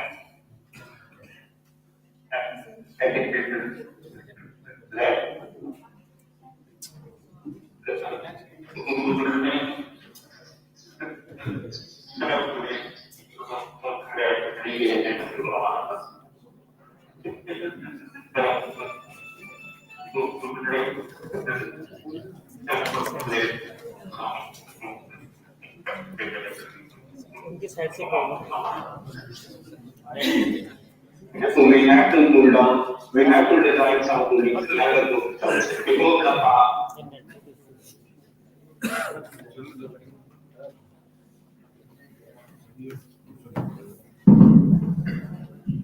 Hello, Akhil sir, am I audible to you?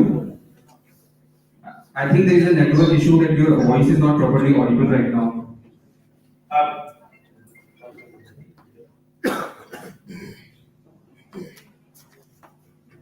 Hello, sir. Am I audible? There are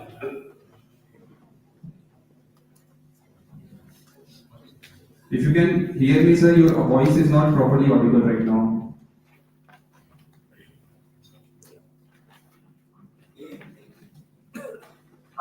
hello, my previous slide is visible. Your slide is not visible currently, sir, but your audio has a bit improved. Okay, now it's okay. Yes, sir, it is visible right now. And it is visible. Yes, sir, it is visible, and also you are audible at this time. You can proceed with the session. Okay. Yeah. So, I'm coming to the derivative, but I wanted you to understand the problem. In this slide, I only want to mention the batteries can catch fire because they get heated too much, or we overcharge the battery. Like in India, we have heard some cases about electric bike catching fire because somebody overcharged it. So we cannot do overcharging with electric bike, but we can do overcharging without mobile phone because mobile phone use very small battery. In electric car, they are using 100 to 200 of batteries together in one tank. Now the main thing what I want to come to the point is design. Okay? So this PPT slide is showing the design actually of the cooling plate, cooling channel. Because every battery they use some cooling channel. So this PPT slide is showing the design of the cooling channel. As you can see on the left side, thermal management system hybrid. So this is not a Tesla. This is a Tesla powered by electric car battery cooling system. So they use this cooling plate inside the battery to make the battery cool. Temperature should be it will take away the heat from the battery. Okay. So this is the design. Now the question is how I can design this kind of cooling channel. You can see the shape of this cooling channel. If you want to see the shape of the cooling channel, so it can be any kind of shape. Serpentine shape is there. So, it can be like this, the shape, right? So this shape I can design using AI, generating AI. So this is where my PPT is talking. But if I have to design this shape using AI, but AI needs data, right? Every AI using some data. But where do I get this data? Okay. So this is where the engineering and AI has to work together. I will never say AI is a magic knowledge like a Santa Claus can do everything myself. AI has to work with engineering knowledge, fundamental physics knowledge together to come up with a more meaningful solution. If somebody says I'm only in AI, it's also good enough, but if we are from engineering, we must have both together, engineering and AI. So you can see this cooling channel, this design, they are all generated using AI. So they are generated using physics models. So there are two parts. One is the physics model, another is the AI. What I'm trying to say is that they have to work together if AI has to provide meaningful solutions.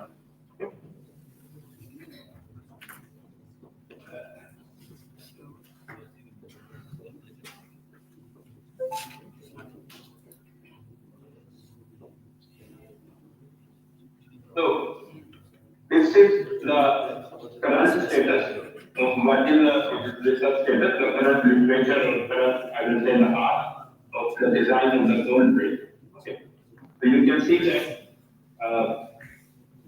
the gold plate designs, which are shown like the serpentine channel shape is there, D shape is there, Z shape is there, hybrid phase is there.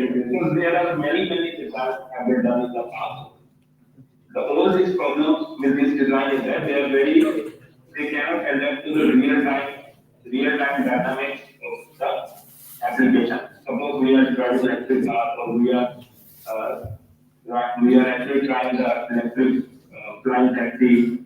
So these all designs cannot be used in the real application, but they are okay to work in the laboratory.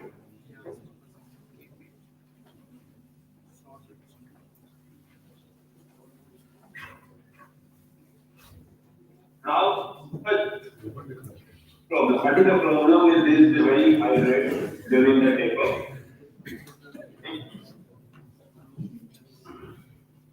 if you create massive amount of heat in the short burst, try to prevent thermal burst. We must try to prevent a thermal runaway at all costs because the failure can be catastrophic. And the cooling system, we must be lightweight and ultra reliable.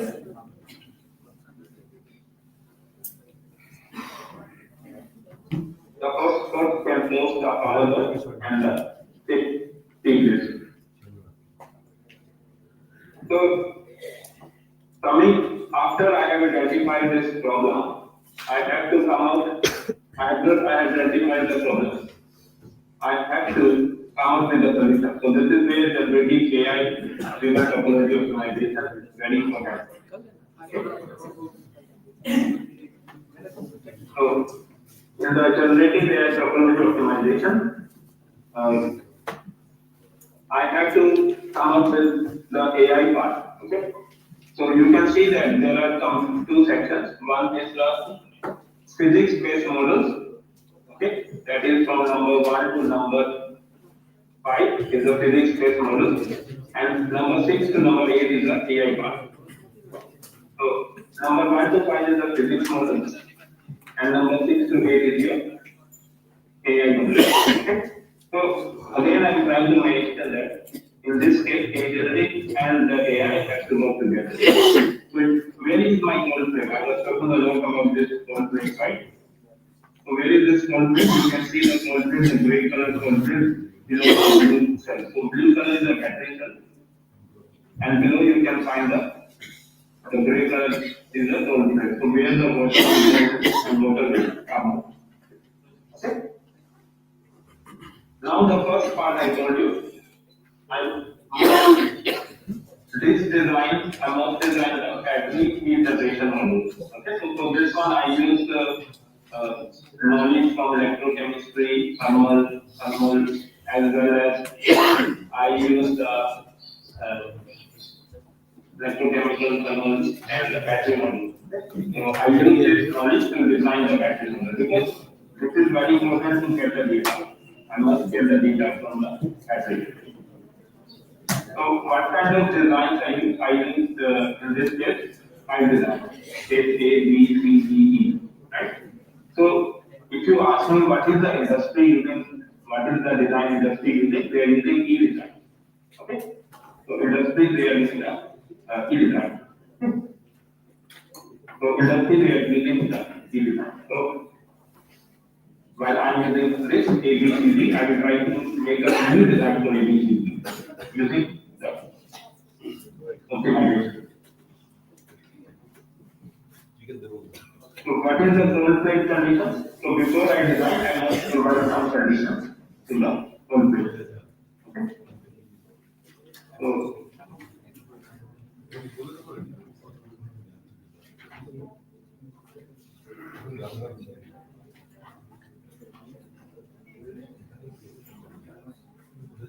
So in this case, the constraint conditions, I have kept the heat loss at 5,000 meters square, watt per meter square. The coolant is the water I use, and it is 25 degrees Celsius. Flow rate I am using is 0.25 meter per second. So there are two optimizations here. Optimization, what I am doing, I am trying to reduce the temperature of the battery, and also I am trying to make sure that the battery is pumping the water. Not that high power, very low energy. So these are that's why I am doing this to get it. And in this case, so this is my conditions. Now behind this, I will not go into this detail. It's no mathematics. So I have to do this program on this model in the software, and I have to define the physics equations, and I have to define the polyfill. So I have to use this design all these things in the software. I have to do all the programming. If you are from mechanical engineering background, they can understand this part. So this is the beauty of doing the programming, where I can generate some new designs. Okay. So you can see that case A, B, C, D. Originally the plate was solid. You see the plate is solid, right? The gray color.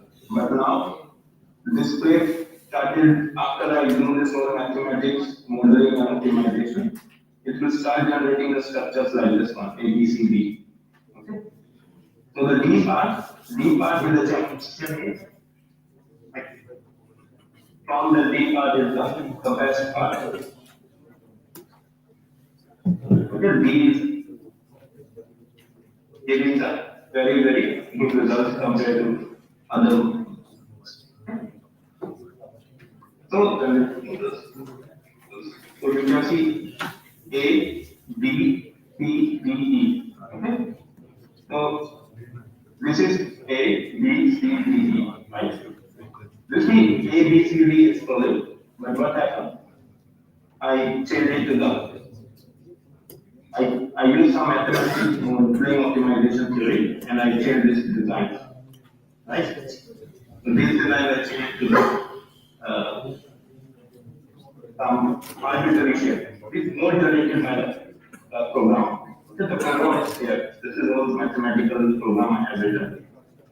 And I compared with the industry they are using the EMA. And now I do the analysis. I want to see if my design is better generated by the computer program. It's better than the one used by the industry. So I found that the case B is giving me better results. Results means the cooling performance was very good. Temperature to the battery was reduced. The D design gave me very good. Okay. So again I mentioned that AI is not giving data results directly. It has to come out with data. The data has to come out, has to be reliable, and that reliable data has to come from good mathematical modeling. Okay, so AI alone is not enough, in my understanding. It has to rely on data, and data has to be reliable. So reliable data, we have to develop a very good physics model for capturing the data. Okay. So this is the part which I was mentioning. Okay. And so we also printed the design. Okay. You can see that we have also printed the design. Okay.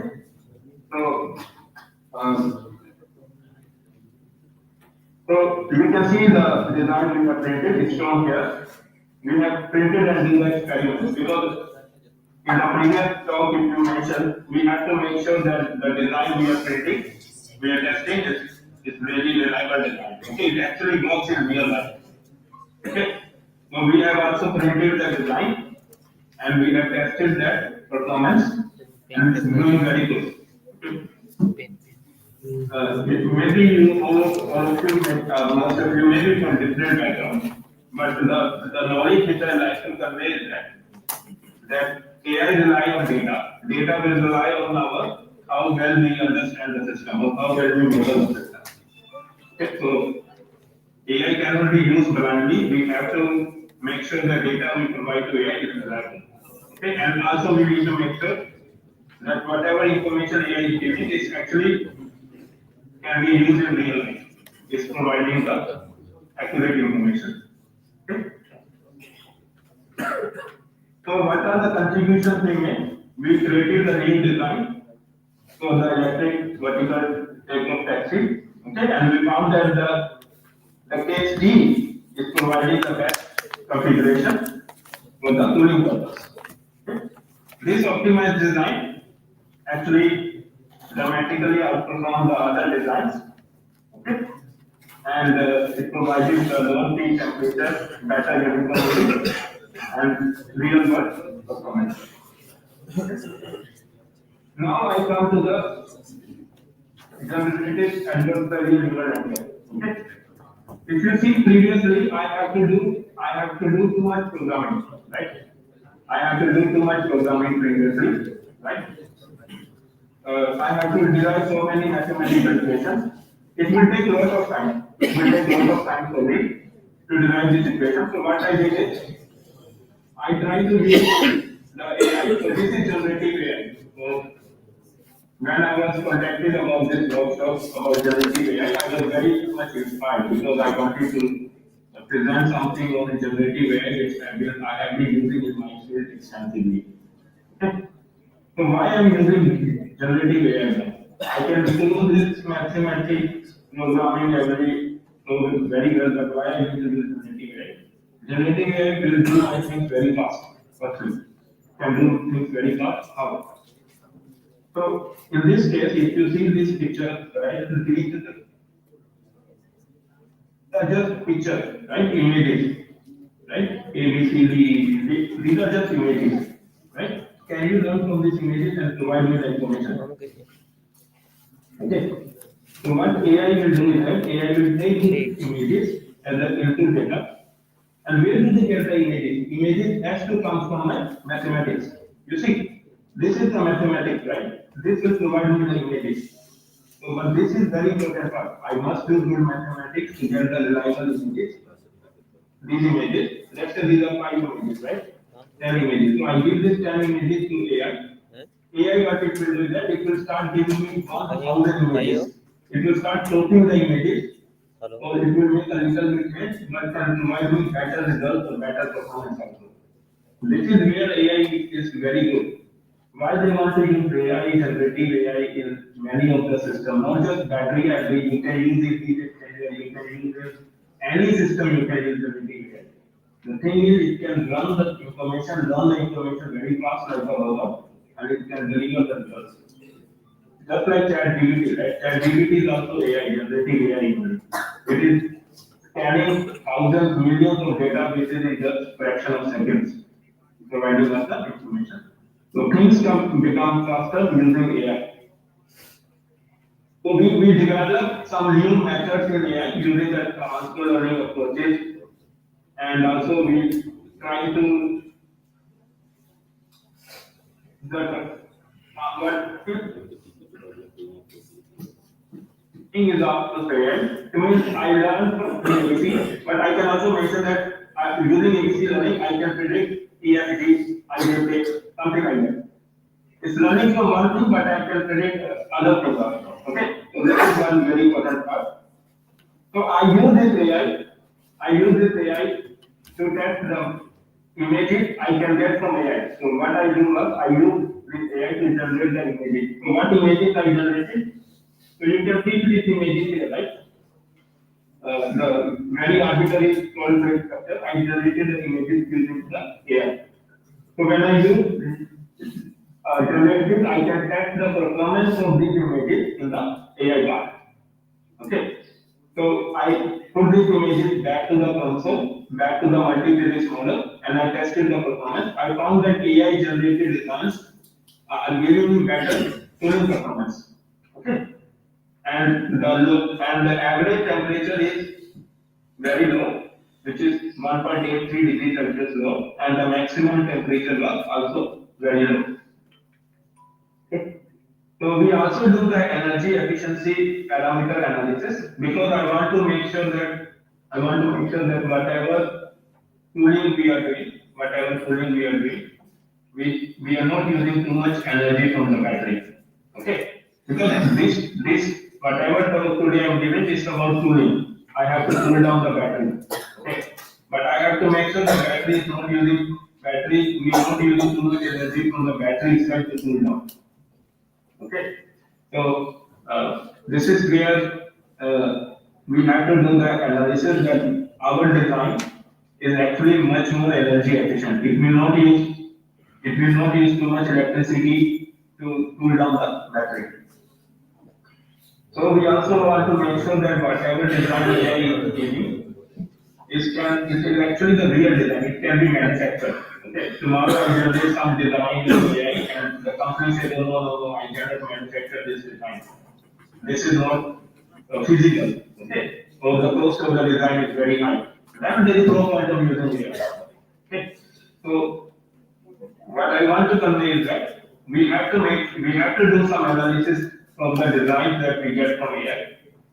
That can be used in real life or real industry. So industry collaboration is also very important part where they can, with their industry experience, they can provide us some confirmation that yes, the designs can be used or they are easy to manufacture easily.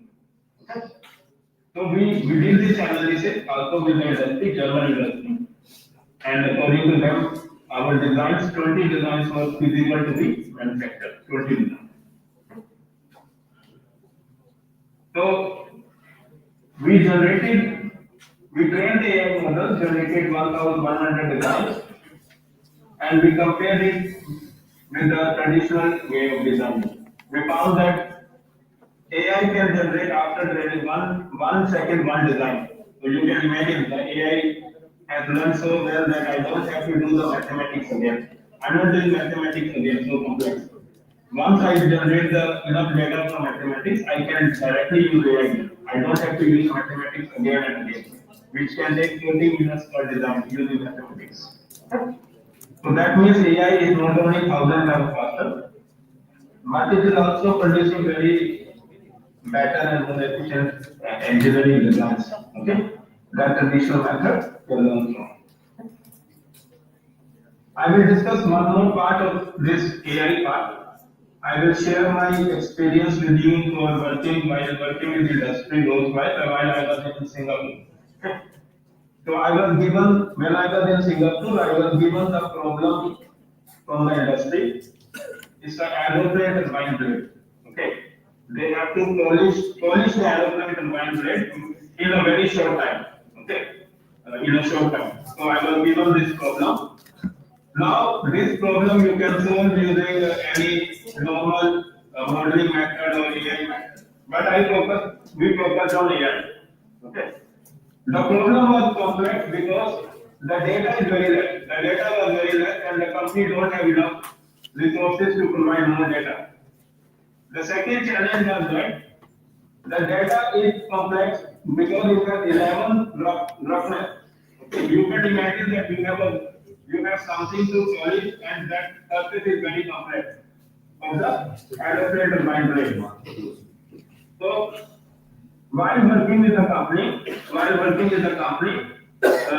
have developed the graphical interface. Okay? The graphical interface. So this graphical interface can actually take the data, experimental data, and can generate the equations. So basically, this is AI approach which I developed during while working with the industry.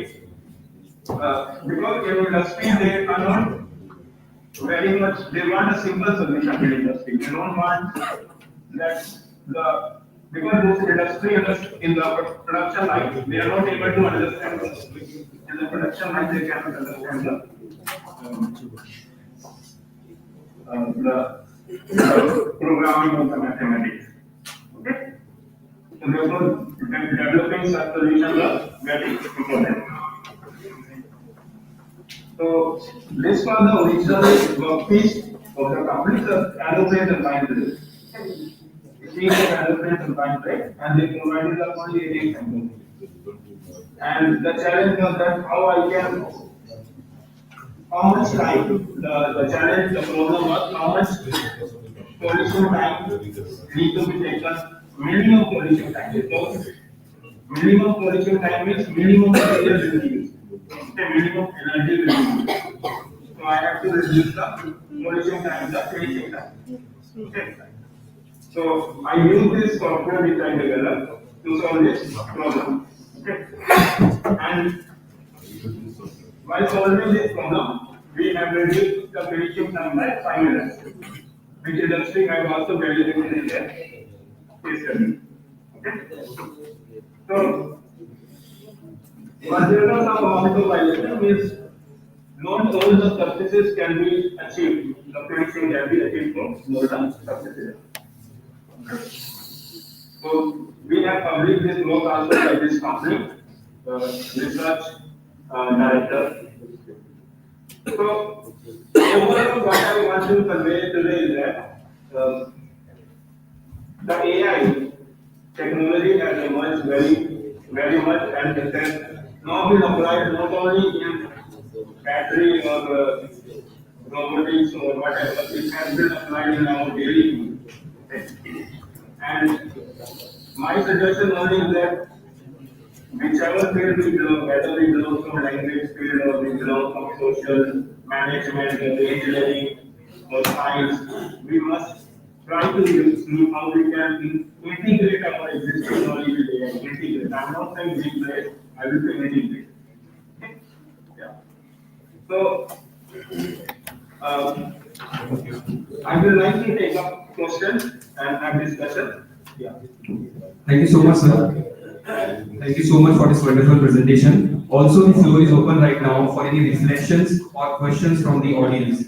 So if there are questions right now, please feel free to ask.